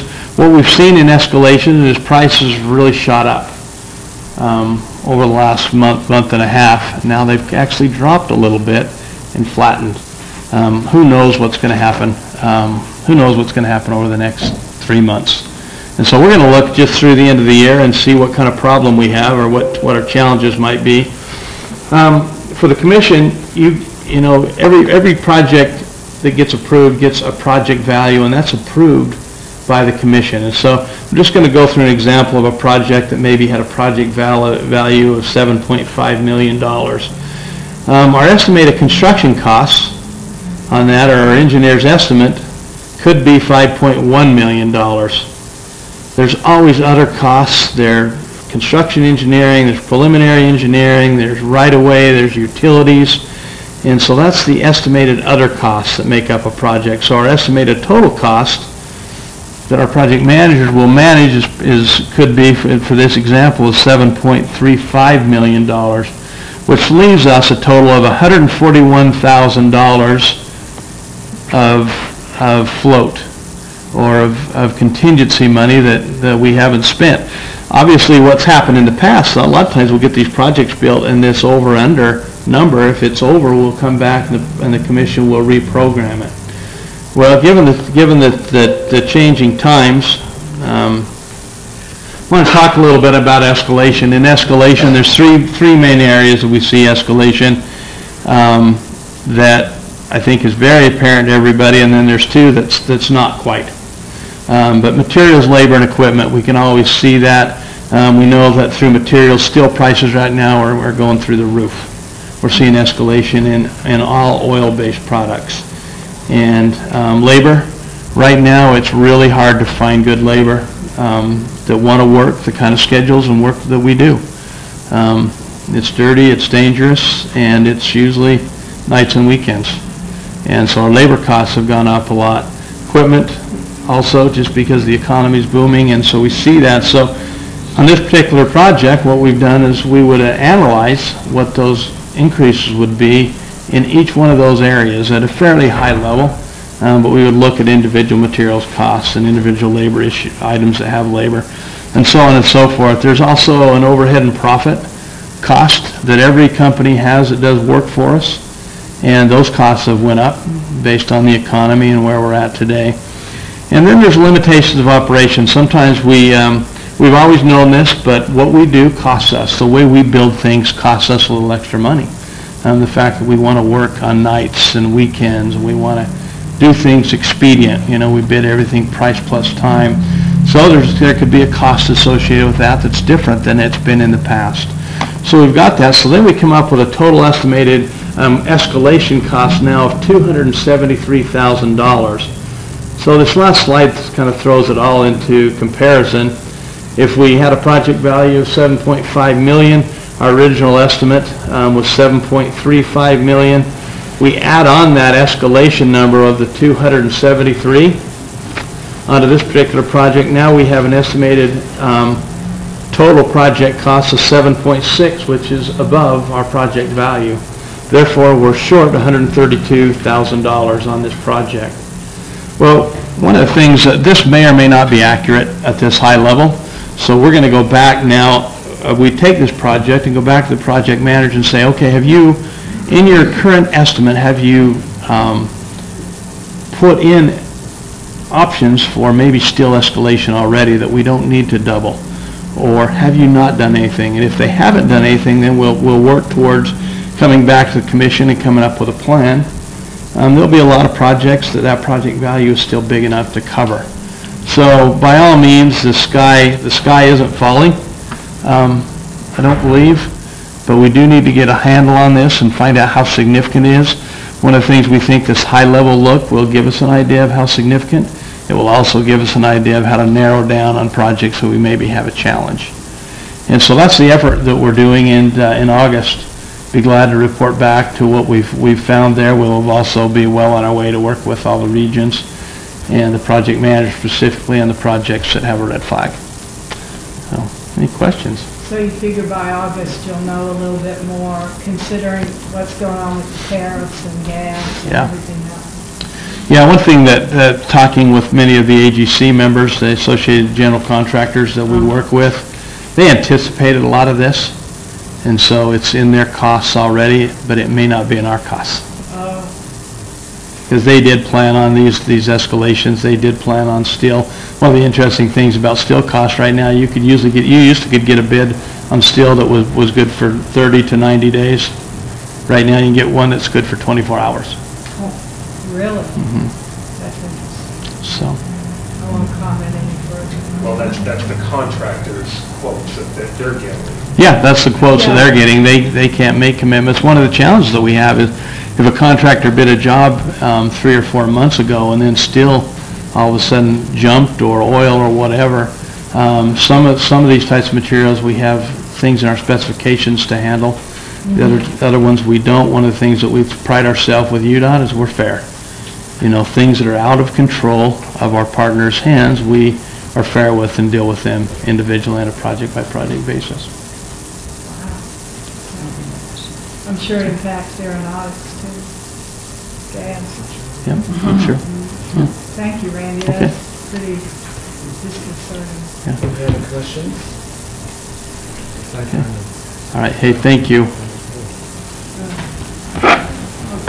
Okay, the next item is item number 7, consent agenda, which includes approval of the minutes from last month and the fund investment. So, is there a motion? I'll make a motion to approve the consent agenda with some reservation. Okay. Second. There's a motion and second. Any further discussions, please? I have some comments and notes that I made going through the minutes. Okay. I think we really ought to have the minutes reflect the correct spelling of the chairman's name. Oh.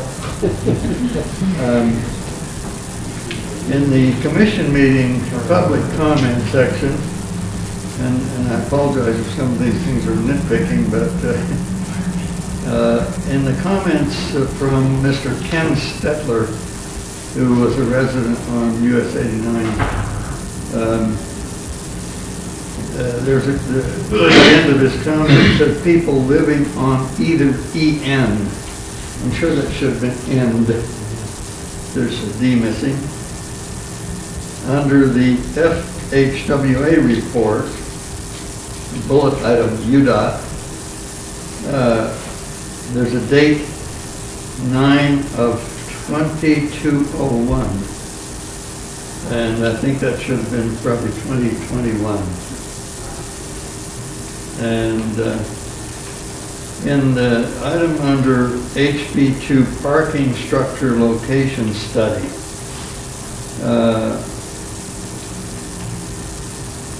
it says that the correction was unanimously approved.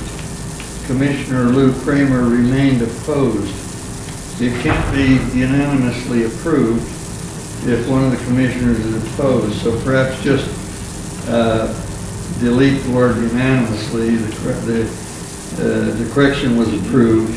Commissioner Lou Kramer remained opposed. That's all I have. Commissioner, on that specific wording, the idea was the correction that we made during the meeting was unanimously approved, not that the item passed unanimously. That is a correction. Okay, so maybe there ought to be some clarification on the whole. Because the way I read that, I misinterpreted it. I think I read exactly how you did in my review, and then okay, all right. I think you're right now that I recall. Okay, thank you. Any other corrections, modifications? Seeing none, all in favor say aye. Aye. Aye. Any opposed? Thank you. Next item, number 8, program development, Bill Lawrence. Dollar bill, last meeting. Yeah, thank you, Mr. Chairman, Commissioners. Make it memorable. What's that? Make it memorable. Yeah. I was thinking back there how far it's come in those 10 years since I've been here. You know, you remember the paper documents and the binders, and we'd flip through them, and went from tape recorders to now we're filming and streaming live. The person that's replacing me is Ivan Hartle, and he's on vacation in Mexico, I believe. And he says he's been watching these, so I'm hoping that he's watching today, because if he is, we're now international. So. Okay, let's see.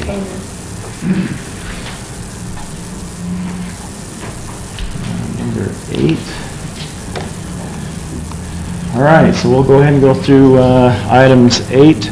These are items that fall under STIP Amendment number 9. The first one is SR 110 from SR 127 to SR 37 and SR 107 to SR 110 to 300 West. This is a funding addition. Region 1 is requesting approval to add $750,000 to this project. It's currently funded at just over $1.75 million. The funding would come from deobligated STP funds from the SR 167 I-84 to SR 39 project. This is, you'll see in these next 3 items, this funding is coming from one of those projects that we just swept the funding off of. It received a good bid, and so we'll be funding projects with that money we just swept. We do have a project location map of this. It's in that area there, just west of Clearfield.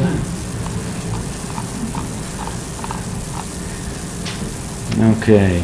This project is currently in design and being prepared for final review. The engineer's estimate is showing a shortage of funds due to the increase in materials costs, kind of what Randy just talked about. So we'd like to seek approval to add $750,000 to the SR 110, SR 127 to SR 37, and SR 107, SR 110 to 3000 West as detailed. Move to approve as he has explained. There's a motion. I'll make a motion to approve this. Then we make a motion. Second. Okay, I'll second it. Okay, there's a motion and a second. Any further discussion, questions? All in favor say aye. Aye. Any opposed? Carries. Thank you. Okay, next item is 8A-2. This is a Region 1 request, and they're seeking approval to add $600,000 to the Region 1 ATMS expansion for congestion mitigation project. This project is currently funded at just over $2.9 million. The $600,000 would come from that project that we just deobligated in the consent agenda. It's STP funding. So during the design of this project, there was a VMS foundation that had barrier around it that is substandard, and so this funding would replace that barrier around that VMS sign. And so I'd like to seek approval to add $600,000 to the Region 1 ATMS expansion for congestion mitigation project as detailed. I so move. Second. There's a motion and a second by Dwayne.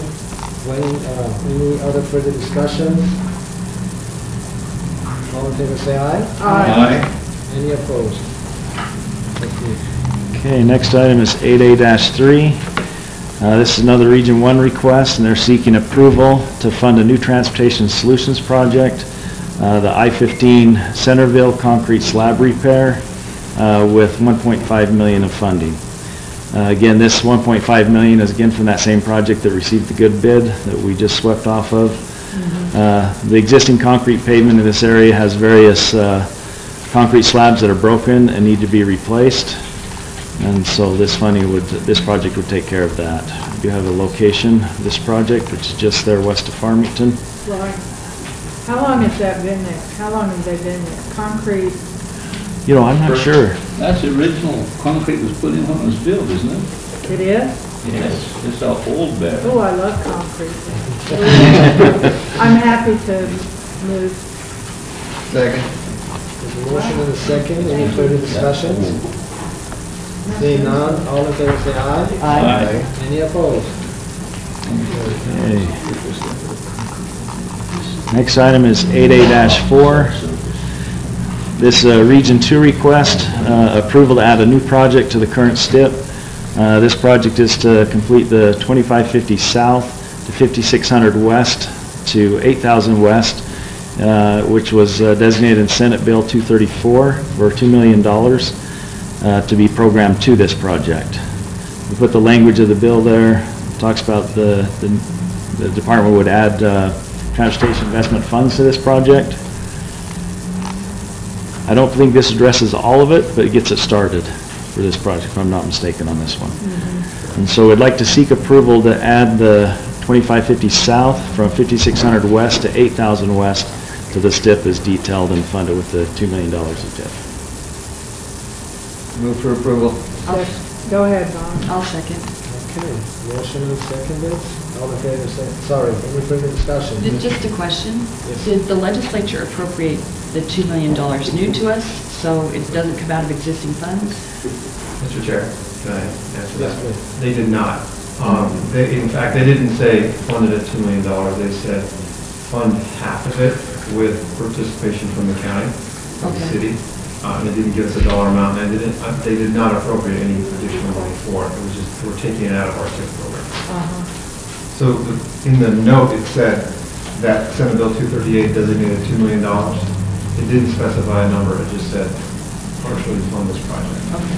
So we will be back at some point to add additional money here if needed. Okay, thank This is you. just to get us moving forward. Any further questions, discussions? All in favor say aye. Aye. Any opposed? Carried. Okay, next item is 8A-5.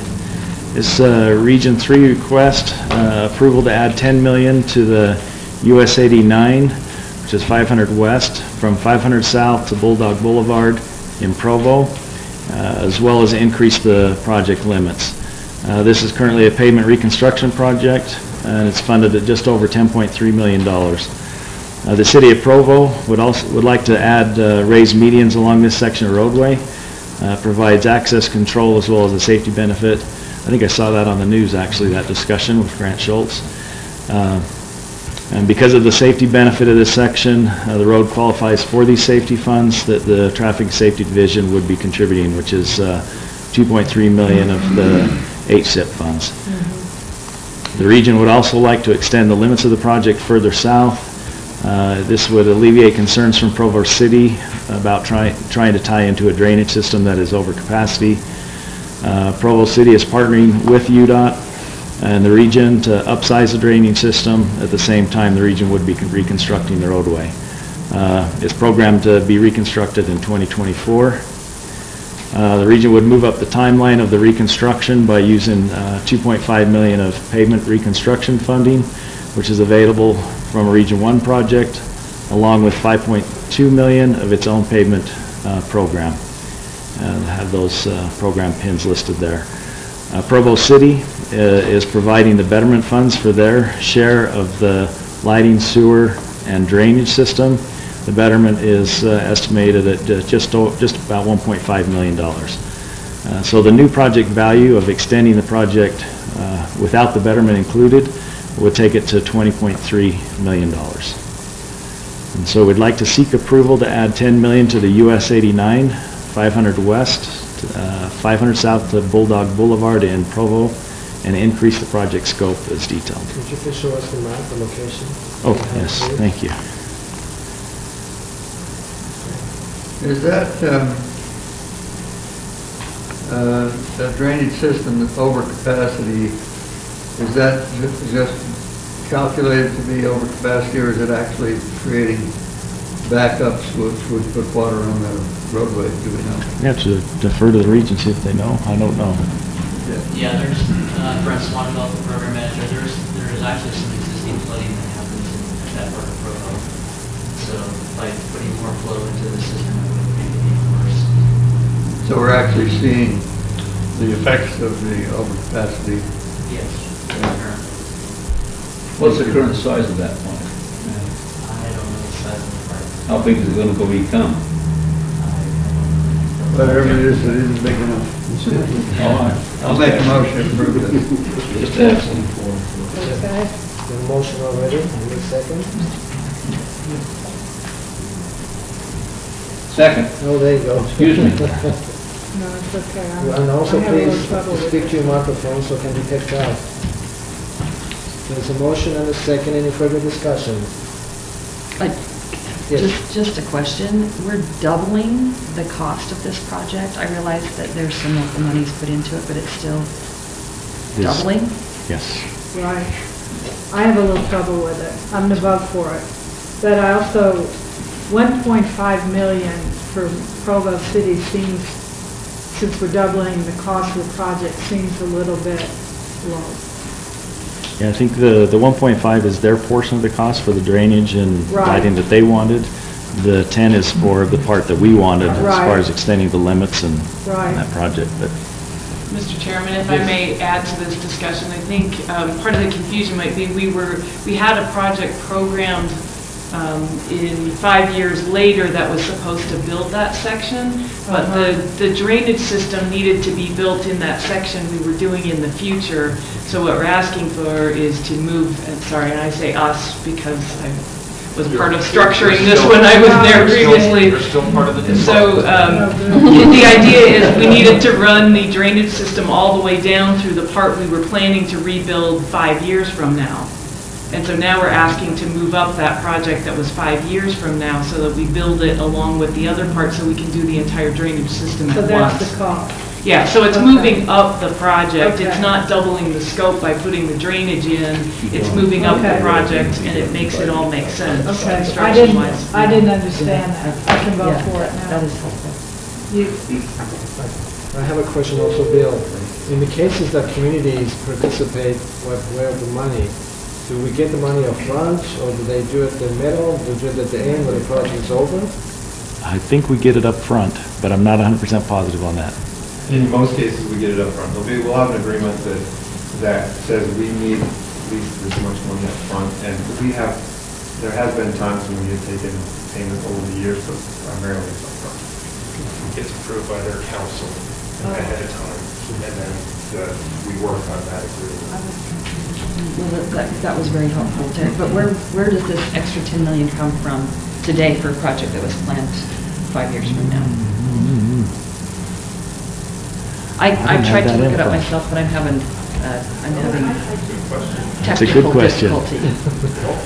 I'm not sure where the value of all this is coming from. Yeah, most of it, the 5.2 million, it says on there, comes from our existing payment programs, but we have money that hasn't been programmed yet. So that's where most of it is coming from, and then 2.4, I think it was coming from a region in one project that Which was really nice of Chris to give that up, right?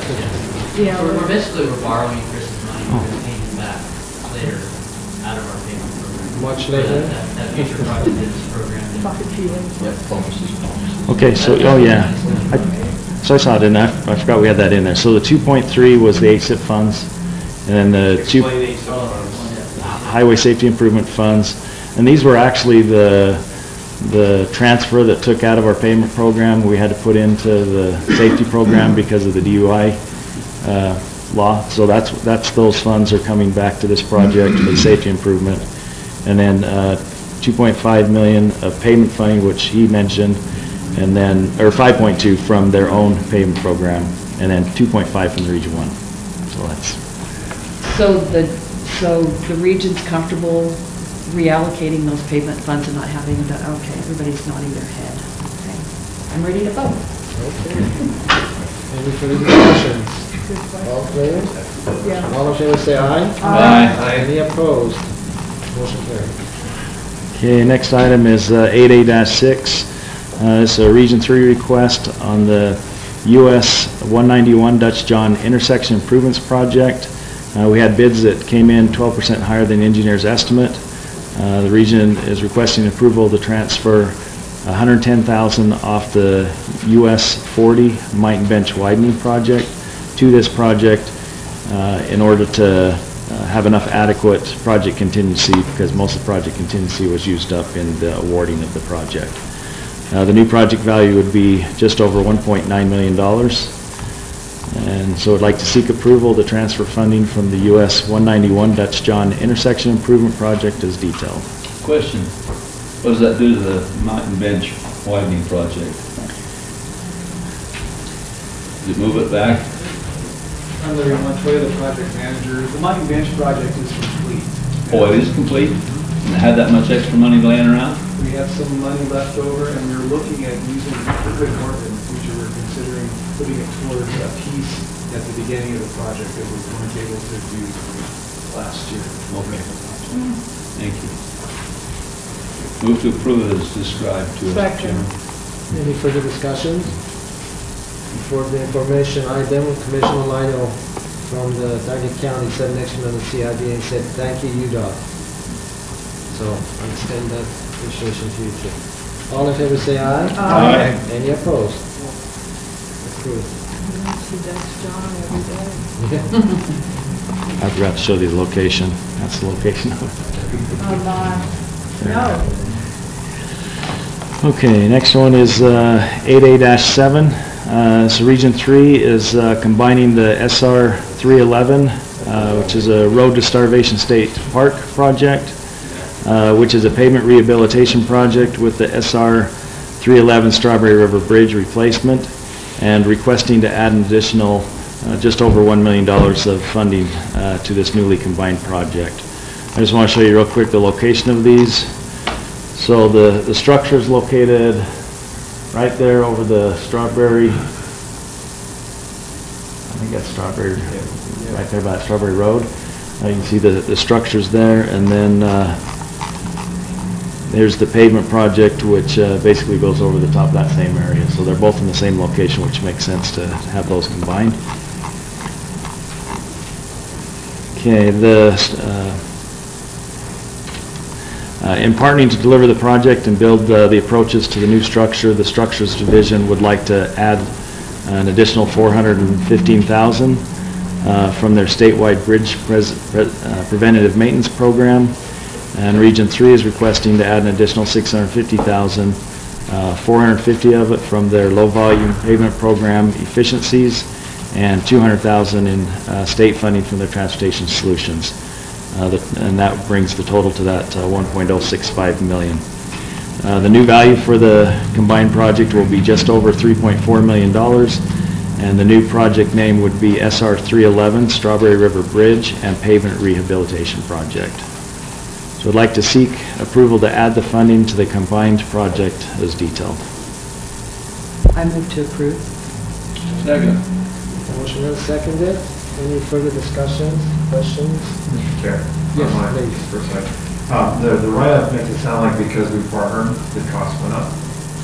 That's not actually the case. What you heard from Randy is driving some of this. The scope, it's in a pretty remote area. We feel like the current estimate's not high enough, so this is an additional money to cover potential costs. It warms my heart to see the different departments working together to do the project. That makes it more efficient. Thank you. All in favor say aye. Aye. Any opposed? Motion carries. Okay, next item is 8A-8. This is Region 4 requesting approval to create a new transportation solutions project. It would be the SR 118 Wood Bridge replacement. It has a project value of $500,000. This project would replace a deteriorated wood bridge over a canal on a section of low-volume roadway, which is SR 118 near Joseph, mile point 2.25. It would replace the bridge with a precast concrete culvert, including any roadwork associated with construction. And I got to show the pictures because these are pretty cool. Something else then. How long's that wood bridge been there? I don't know how long it's been there. Becky, you know?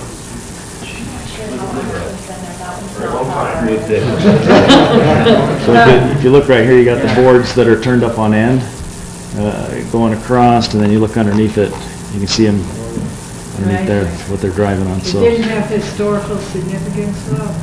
I don't know on that. Doesn't matter. It does matter. Sorry. There's another photo. You hold your feet up when you talk about that. No, it does matter. So some good pictures and the location. I don't know. We'll clear it environmentally, before we do the construction of the project. Yeah, I just wondered, I think of Rockville and that bridge and some of the other. Okay. Don't worry about it, Bill, I just wondered. Okay. It definitely needs to be replaced. I don't disagree with that at all. Okay, so we'd like to seek approval to add the SR 118 Wood Bridge replacement project to the STIP as detailed. I so move. Second. Moved and seconded. Any further discussion? Seeing none, all in favor say aye. Aye. Any opposed? Motion carries. If it's older than Rick, it's Old Bridge. It depends on who you are. I think it's pretty new. Okay, next item is 8A-9. This is Region 4 and Central Traffic and Safety request, which is approval to add $1.5 million of the Highway Safety Improvement Funds to the SR 59 mile point 0 to 22.21 shoulder widening project. This project was recently approved through the STIP workshop.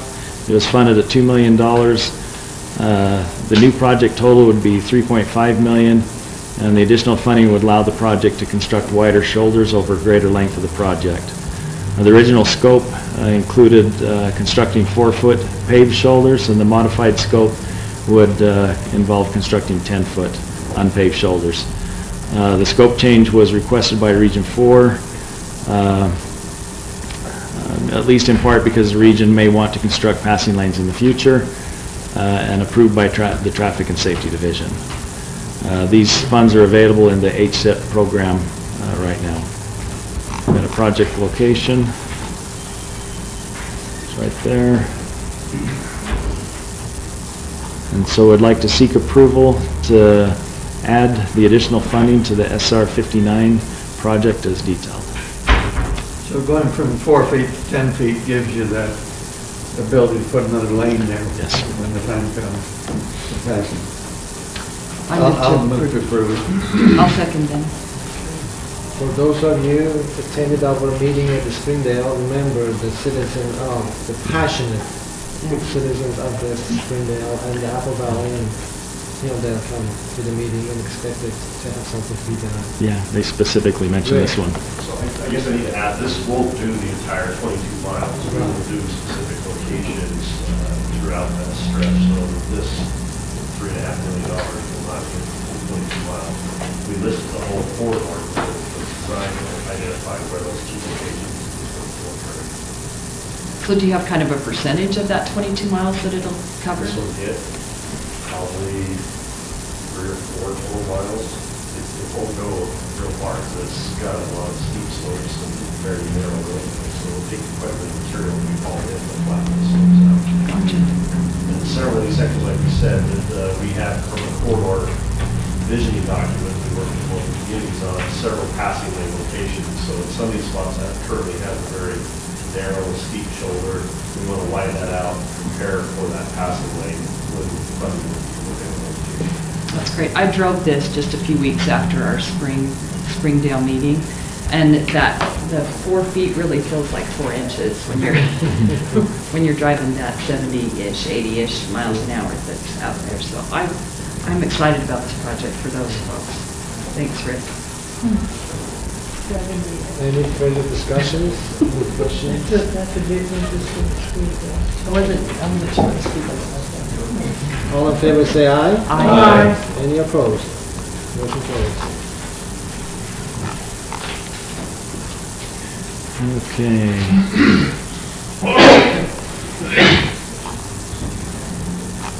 Spun that the wrong way. Okay. Okay, 8A-10 is the next item. This is a structures request, and they're seeking approval to remove the 4100 South over I-215 rehab project from the STIP. This bridge carries a West Valley City Street over a state route / the interstate. The primary objective of this project was to retrofit the pin and hanger assembly and to allow the bridge to carry legal loads. However, the bridge is in otherwise good condition, and the bridge will be posted as load restricted. The road system around this area has adequate redundancy to allow for heavy loads to be rerouted, and then the $1 million of the would be reprogrammed to other more critical bridges that are needed. The bridge condition will continue to be monitored by structures, their inspection program, and will be programmed for a project at a later date when the bridge condition warrants more robust work to be done on it. We have coordinated with West Valley City, their public works director, so he's aware of our proposal on this, and they're okay with this proposal as well. You see the project location. You can probably see it better up there, right in this here. And so we'd like to seek approval from the commission since we'd be taking this project off the STIP. I'll move to approve. Motion and a second. Any further discussion, question? Yes, please. Just the fact that I appreciate that the division took an opportunity to rethink and reprioritize and therefore remove this. I think that's really laudable. Thank you. Okay, all in favor say aye. Aye. Any opposed? Thank you, Bill. Hey, the next one, I'm going to turn it over to Jared, the aeronautics director, to this one.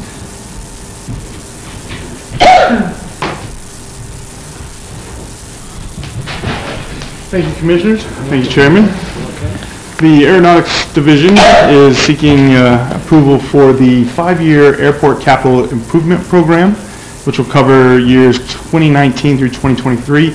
You also have year 2018 in front of you. It will, this year's ACIP incorporates 210 projects with $251 of federal funding, $16.5 million of state funding, and $60 million of local funding. Since May, we have adjusted a few of the projects, and we just wanted to show you that. Duchesne Airport Fence Project and ALP, which is Airport Layout Plan Survey, has been pushed back. That was at the request of the FAA. The master plan update has been added as an additional project to ensure further grants from the FAA. That's been added in 2020. The apron expansion project was moved. It was put in at 2019 at the request of the mayor. We moved it back to 2021 at the request of the FAA, working on coordinating that. And then also in Windover, there were 2 projects that just kind of flip-flopped. The rehab of the crosswind runway 1230, and then the pavement maintenance project for the primary runway. We just switched those years that they were in. And then we removed a taxiway that was going to be constructed due to the pavement preservation flip-flop. So that's the updates as of May, and we're seeking approval for the 5-year ACIP. I'll move to approve. Thank you. Second. There's a motion and a second. Any further discussion? Just a question, if you've taken the taxiway project, you haven't removed it entirely, right? No, we've just postponed it. We just postponed it beyond the 5 years. But it appears to me, I'm familiar with that, but it looks like it needs to be done. It does need to be done. It will get done. Yes, sir. Jared, what kind of airplanes are used at Duchesne Airport? Small aircraft flying in and out of Duchesne, anything up to, this may not mean a whole lot, but 12,500 pounds, very light jets, a small Cessna Citation could do it. Could you just review the financial split again for me one time? I think I liked how that sounded a lot. Sure, absolutely. So in this 210 projects, $251 million is FAA funding, $16.5 million is state Aeronautics Division funding, and then the local sponsors put up $60 million. Yeah, I really like that division of cost. Well, with that note, all in favor say aye. Aye. Aye. Any opposed? Motion carries. Thank you, Jared. Thank you. Mr. Chairman? Yes. You had 2 seconds, and just to help Michelle, I don't know who you wanted to Donna ask. was first and then Danny was second. Okay. Because Wayne Oh, was sorry. right here as well, too. I got a Danny McCarthy to the second. Just wanted to- That was on HB? Yes. Okay. Sorry, before you go, Mr. Chair. Yes, please. Jared, can you come back up real quick? Jared attended a pretty cool event last month on Moab. Yes. Maybe just give the commission a briefing on what went on out there and what was the significance of the event. Sure, absolutely.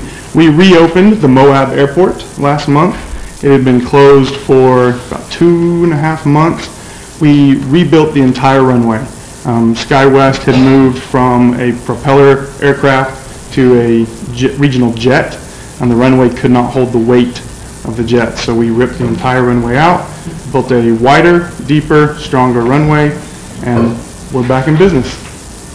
So we will move that traffic that had moved to Grand Junction, Colorado, will now be coming back to Moab, Utah. And then, didn't the city redo the terminal? The city has redone the terminal, they did, and part of the ACIP, which I failed to mention and should have, we actually included 7 additional projects, one of which was $1 million for the apron expansion at Moab. That will continue on, but it matches now the runway where the apron will be able to hold the strength of the regional jets and the larger private jets. So we're continuing working on that, and it's a big deal for Moab. It crosses a threshold for them where they had been receiving $150,000 a year from the FAA.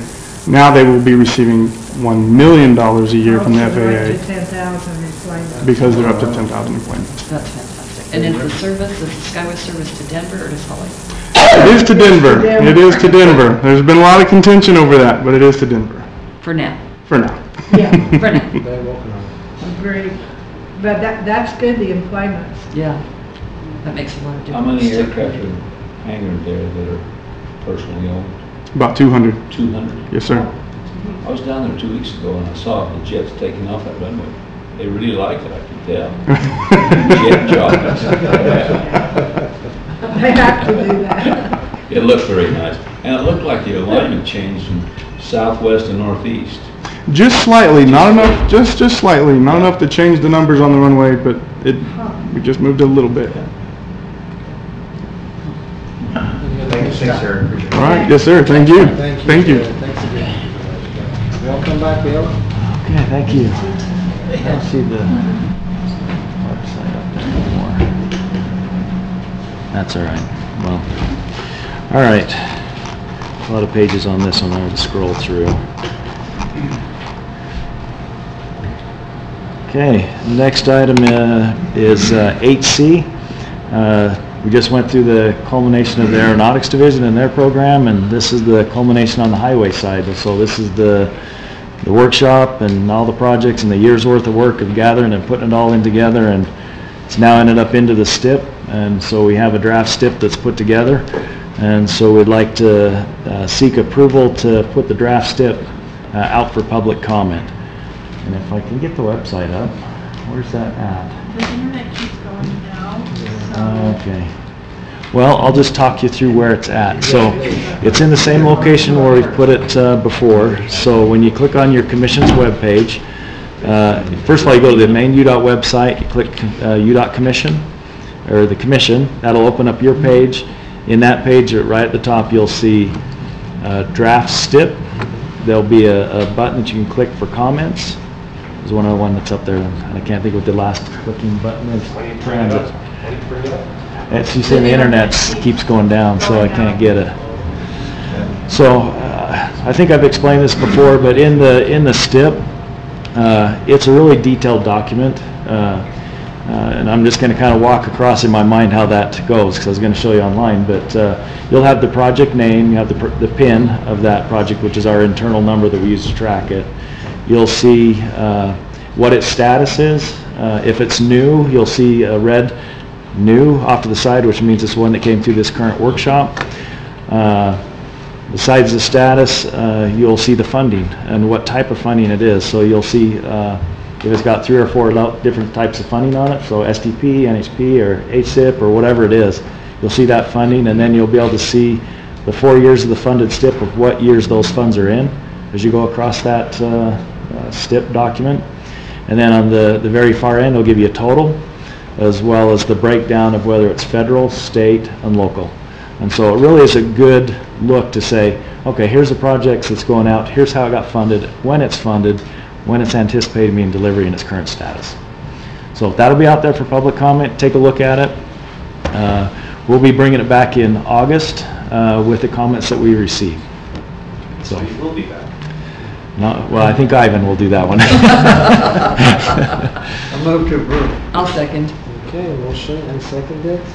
Questions? Question, when we do this annually, is there kind of an average number of people who comment? And then the second part of that question is, how do we let the public know that it's out there to be, That's a very good question. to be reviewed and commented? The first thing we do is we put out a public notice in every newspaper, not every newspaper, the majority of the newspapers. That thing that that's made in the back by one. the classifieds, big long thing? Yeah, you'll see. Okay. That's what it looks like. So it will be there. We coordinate also with the MPOs when they're doing their tips at the same time, and so they will have it in their shop as well. We'll have it on our website. These are public noticed meetings as well, so they kind of get the information here. But I would say in the time that I've been here, we would get a handful of comments at the start to now we're getting some substantial comments. So we've been really trying to do a better job of putting it out there so the public knows that it's out there. So we do get some comments. So I don't know what the number is. I'm thinking 100 comments. You know how many comments roughly? Last year we got 317. Previous to that we averaged a dozen maybe. So do you attribute that to the fact that we're all online? I mean, online and just promoting it more out there. Okay. Yeah, Wasatch Front Regional Council, like Bill said, we coordinate with our MPOs throughout the state. So with Wasatch Front Regional Council, they've done a really tremendous job of going out. Matter of fact, they have 2 public houses that we piggyback with them. One in Ogden on July the 10th, and then one down in Salt Lake City on July the 12th. Not only at Wasatch Front, but with you. So we get all of our folks together. We stand out there. We solicit public comment. We have maps. We have our documents out there, and we're asking for comment. We're letting them look at our document and getting as much feedback as we can. So that interactive map that they have, plus they coordinate. Wasatch Front certainly front row here. I'm no longer a she started out this great deal with getting out online, Facebook, Twitter, Instagram, stuff like that. So we get the comment from a bunch of different locations now that we never really did before. So that's really the reason that they're excellent to hear. Trying to get it out. That's a dramatic increase. Just another comment on it, that was taken up from Transcom. And that's a pretty robust discussion was there. Most of the members of that are either mayors or county commissioners or council members. And it's a pretty big body. And there was a lot of discussion on that before it goes to the regional council, then it comes to us, and it'll come back to us if I after the public comments, we'll come back, address those comments, and then we'll submit it to quite a bit, and it's got FTA and FHWA for their final approval. So on Danny's comment, are most of these comments coming from elected officials, or you get? It's a variety. Citizens. Yeah, it's a variety. Sometimes it seems like the hot topic too. Like last year, there seemed like there was a lot on SR 30 because all the discussions happened up there. So it seems to be that whatever's getting the political and press at the time seems to get more comments. Any more questions, discussions? All in favor say aye. Aye. Aye. Any opposed? Motion carries. Okay. So you're going to do the SIB also? I'll do SIBI also. I think this is going to be given to Lyle on the next go-round, so I'm going to put my glasses on, or I'll just look up there and I'll be the easiest way to do this. Okay, so Salt Lake County is requesting two separate SIB loans. The first one is the amount of $23.2 million. It will go to the Salt Lake County Parking Infrastructure Fund. This was 20 million of it was legislatively directed to the SIB for this purpose, and they've requested $3.2 million additional above that. They want a 7-year term. Contacting the Division of Finance, the 5-year AAA bond rate as of June 13th was 2.23%, with the additive in our SIB guidelines at 0.75%. It takes it to 2.98%. 2.98% for the 7-year term. We got the amortization chart in there as well that shows what the payback would be on this one. I already talked about the legislature. Okay, so the second piece of this is the $5 million for right-of-way acquisition and highway construction in Salt Lake County roads in the northwest quadrant of Salt Lake City. Again, this was $5 million legislatively directed to the SIB as capital for this particular purpose. Again, on this one, they want the same length of term, and so it ends up with the same interest rate, just a different value to start with. I'll go look at those charts real quick. There's the 23.2 million at 2.98 for 7 years, what the payment amount would be, and what the principal and interest payments are. And same with the $5 million one. We have Salt Lake County here that can answer any questions regarding these loans they're asking for. And so I see that their document has different numbers than the one I'm looking at here. Okay, this was... It's 2.79%, and you got 2.93. Yeah, this is the correct one. This is the correct one, okay. Yeah, it was a little bit of a moving target at the very end as we were trying to finalize this in, so you probably need to refresh your iPad and it will bring up the new one. No, I don't want to wake it up. Mine won't wake at all, so. Mr. Curtis, you want to talk about this? Anything, any information about this? Any kind of... Will Summerport and Home Peter with Salt Lake County are minutes. Okay. Please come forward.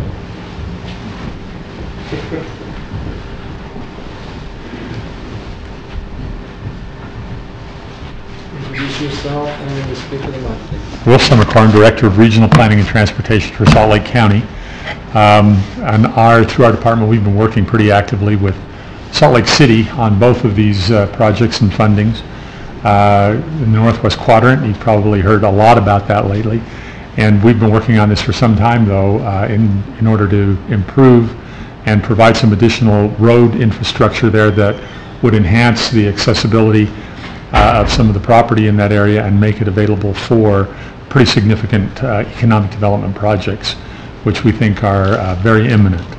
So the funding for that would be very helpful to get those projects underway.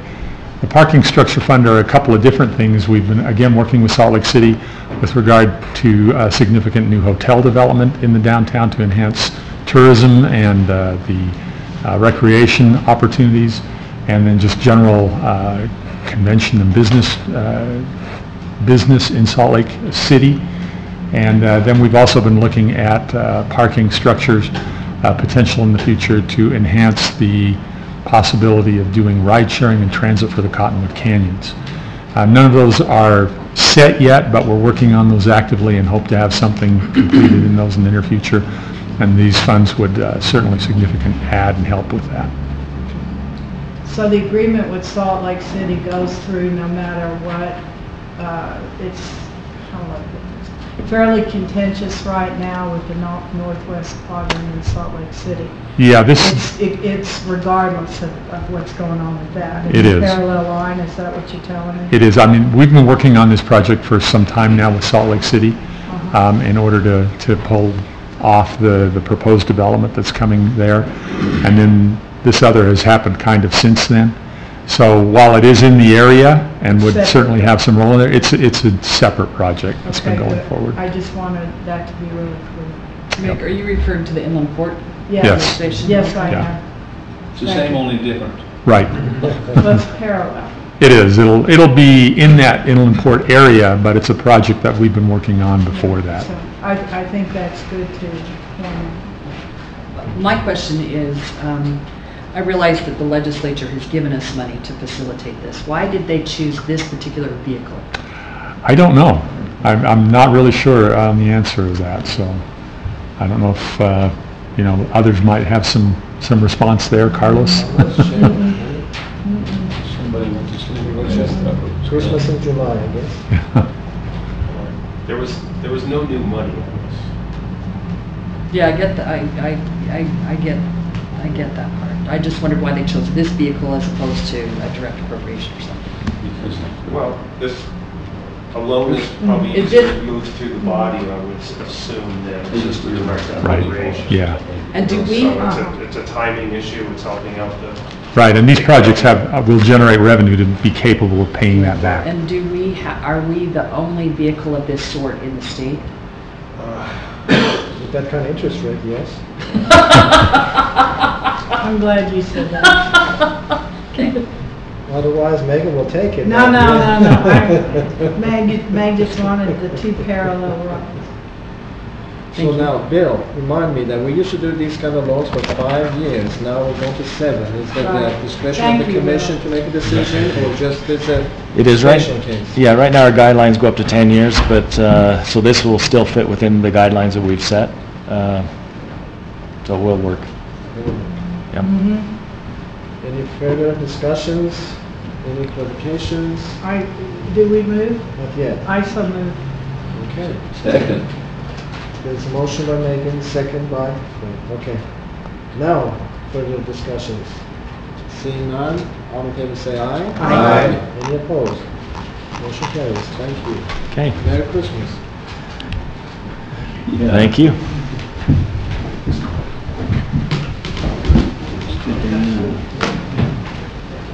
Okay.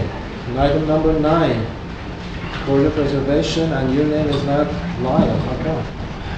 Lyle moved.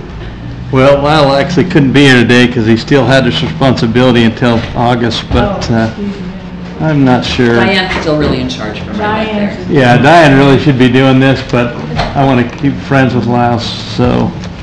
After 5 years, I get out of town one day, and this happens. All anybody moves. How do we get out of this? If you go down just to the PowerPoint box. The PowerPoint, so this is a PowerPoint, Michelle? Or sorry, PDF. PDF. And then to item 9. Item 9, clear down here, all righty. Okay. Just to pass on a little bit of information too, Lyle's being, getting a new opportunity over in our public-private partnership area, which he's really excited about. He's going to do a great job. So we have hired a new director of right-of-way. And I did make a public announcement to the department last night. His name is Charles Stormont. Charles works for UTA. He's worked there for not very long. He's also been in private practice. He's an attorney. Worked for our AG's office for a while. We really like Charles, and excited to have him. And so we're kind of going to that point. I think I just messed this up again.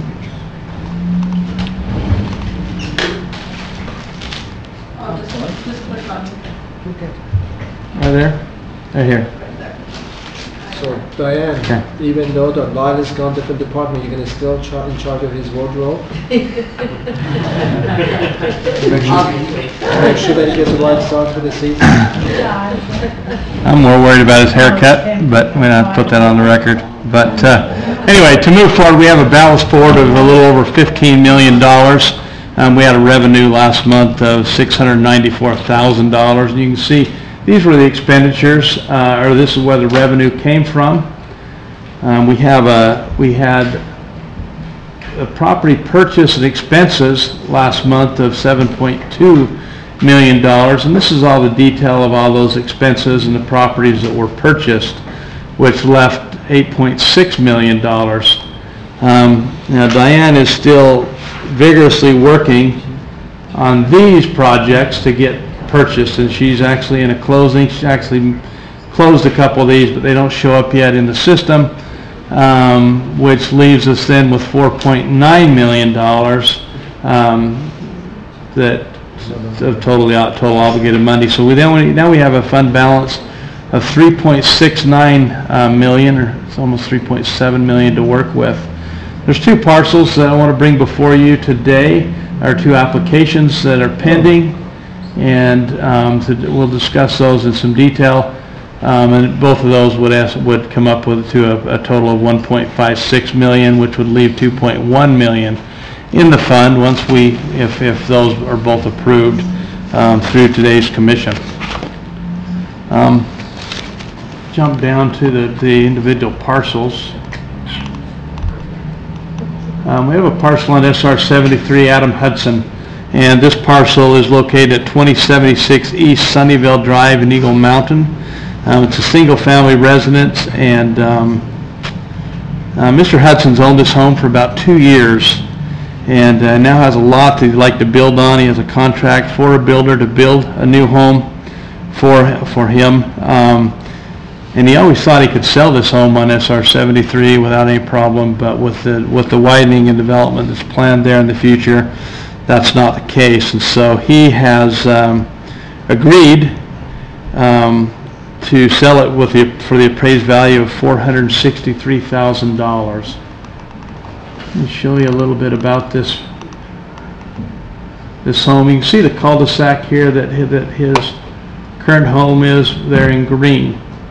And this is SR 73 that comes through, and obviously this intersection will be improved. Just talk a little bit about, let me see if I can show you what's going to happen there. Okay, so what we've done is we've overlaid the new improvements, so Mr. Hudson's property is under a portion of this frontage road that will be built when SR 73 is improved here in Eagle Mountain. So that's the challenge that he's facing right now. He's got a piece of property that really can't sell, and so that's the first parcel that I'd like to bring before you for a total selling price of $463,000. So the improvement is going to affect just the partial corner out there. Well, it's a frontage road, so it actually takes a pretty good chunk of it. Let's go back up.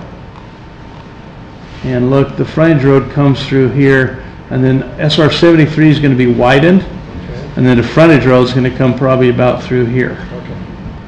So we'll have surplus property. Yeah, it'll probably be a 7-lane section, 2 lanes plus shoulders plus a center median on SR 73. So it's going to impact him a good chunk of his property. At least 2 others there that are going to be impacted as well. Yeah, yep, yeah. The shape of those 2 pieces of property aren't the same. Are you sure they're the same property? Well, we're just looking at them reversed. Unfortunately the map's reversed. We should have flipped the paper over. Okay. Yeah, I'll take the heat for that, although I had nothing to do with it. Yeah. No heat. I need some. It's okay. So. Well, we're happy. Brandon, scroll to the next page. No, I was just saying. It's the same shape. It's seems like a lot. It's hard to see the property because it's. I thought the Hudson property was just maybe. No, it's still green. Yeah. It's not that big. It's right. So you can see the property. Yeah, you can't see. No. Right under your cursor right now is the property. Right. No, we Right. were doing the same thing. It looked like it changed from blue to green. It's okay. Oh, thank you. We're okay. Okay. We Alright. just need to stand on our heads. Okay. Sorry, Randy, you said bring on the heat. I'm ready. Yeah, thank Are you. we in the move to approve stage? Is that where we got Let's see if he's finished. That's totally up to you. That's totally up to you, Commissioner, but Ready for motion? if you're ready for motion, that'd be great. Okay. So moved. Second. Go ahead, I give it to Danny. No, we can argue. There's a motion seconded by Mr. McCarthy. Let's see if there's any further discussions, clarifications, questions. None. All in favor say aye. Aye. Any opposed? Motion carries. Right. Now this one's a little more complicated. We're not ready to, and the map's going to the map's going to clarify some of this, but let me just explain what we're after today, and we'll talk about it more with the maps. We have a property that's located on 1982 West Pleasant Grove Boulevard in Pleasant Grove. This is vacant land that's owned by Valley Grove and managed by St. John Properties. On the Saint people. Yeah. St. John. So St. John Properties has developed this property, and they've subdivided into 9 lots. And some of those have already been issued building permits. At least 4 of them for 4 buildings. Since we want to improve this area, we really need. This talks a little bit about the fact that we need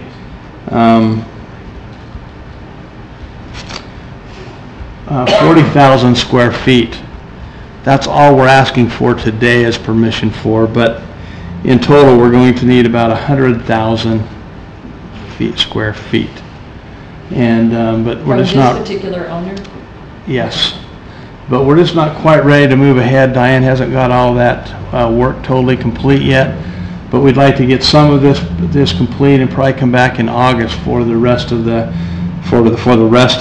This property has appraised for $1.1 million, which is approximately $21 a square foot, which the owner has agreed to as an acceptable price. Now, given there's more to come, let's just look at this map a little bit.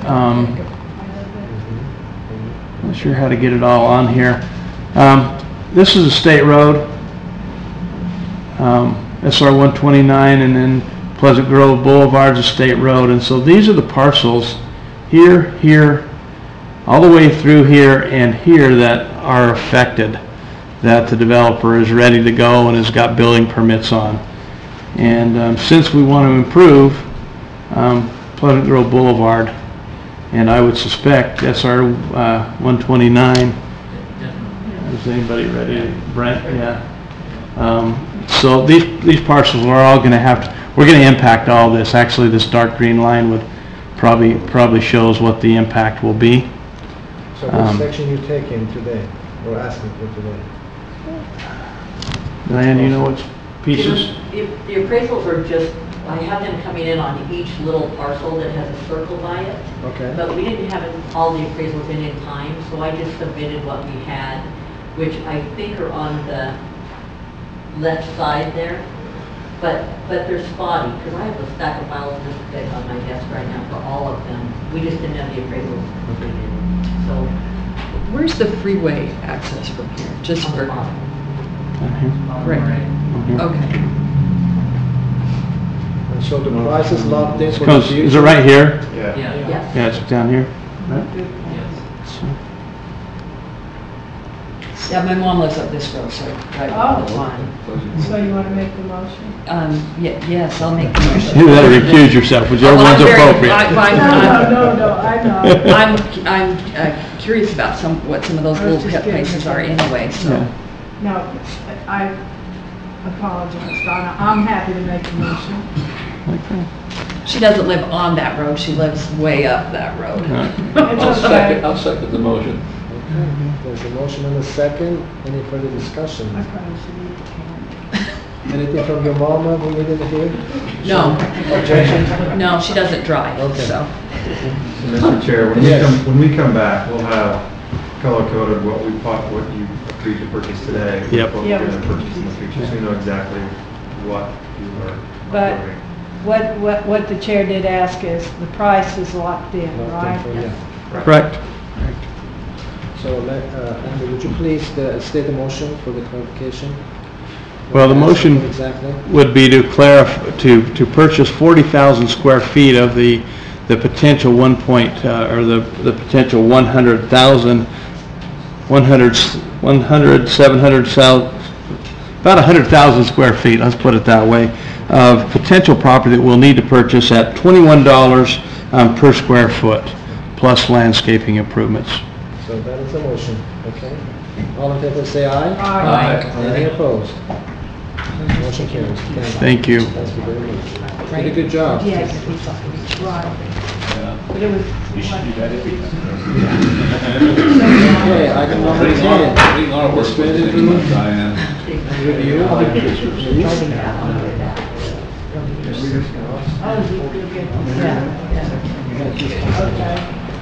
Good morning. Good morning. It's a pleasure to be here with you today. I have an update to Administrative Code R930-8 and just two changes today that we're proposing. The first is to change the reference to the definition of a utility from the Code Section 54.329 back to our Code 726116, which is the rules originating statute. So that's the first change. And the second change is changing the authority reference from engineer, which that title no longer exists, to my title of director, so that if I have, I have the authority to issue an administrative order. So that's it, short and sweet. I just have those two changes. And these are information only? Yes, for information only. Yeah, the statute says it's for commission review. Yes. Right. Utilities and facilities. Any questions? Thank you. You're welcome. Good job. Yes. Thank you. Thank you. Thank you.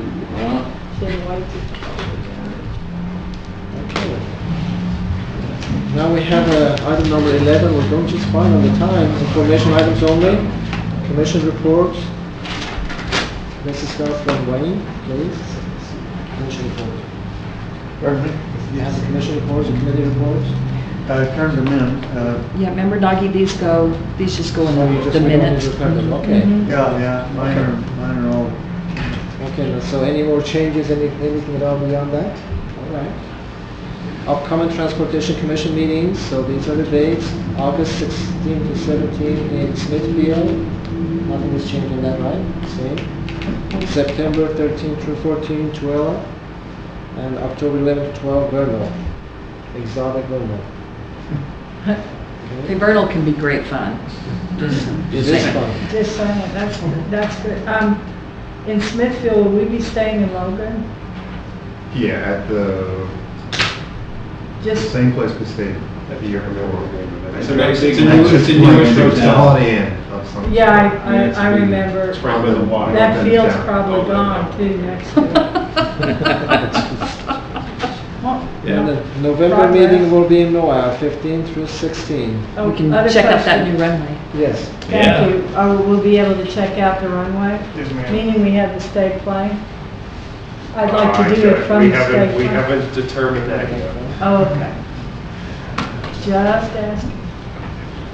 So Carlos, Shane, Terry, any further discussion, information you'd like to share?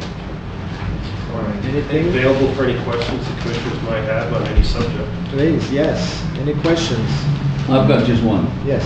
I talked with Deputy Director Shane down there earlier about this, but the Paradise Port of Entry, we're moving it. It's in the wrong place. It's a bad thing. It's going to relocate. I was down there last week and I was visited with some people from Moab who suggested that the Paradise Port of Entry might be put down at Thompson on I-70, where we built the pad some 25 years ago. And their speech to me was, if you just sit there at the border, coming out of Colorado, the trucks come through in convoys on I-70, just many. And they felt like that's where it ought to go. I just passed that along as information from people who live down there. Yeah, we've talked about that. In fact, we originally, years ago, probably 20 years ago, had thought to locate it down in that area. The problem is we miss the trucks that go up and down 10 with the call point. And so that was considered a really important component in locating it where it's being proposed. And part of my discussion with Shane is that maybe the real question is, do we have sufficient port protection to have enforcement of weight loads to protect our highways from destruction from overweight trucks that can, in fact, pass through the state without ever being weighed. There's 12 routes through the state. I mean, I worked with the ports for 9 years, and I know there's a lot of trucks go through Utah. They don't buy fuel and they don't get weighed. For what it's worth. Yeah, we'll look into that. Commissioner, I didn't have a good answer. Do we have adequate number of ports throughout the state? So we'll look, Well, I'm it may sure not be. Jason's group does, but we'll follow that up. Well, Jason needed something to do. I can tell he's Exactly. getting bored this morning. He's clearly bored. Don't encourage him. I make a motion, we adjourn. Well, hallelujah. Good job. Good first meeting. Good job. Nice,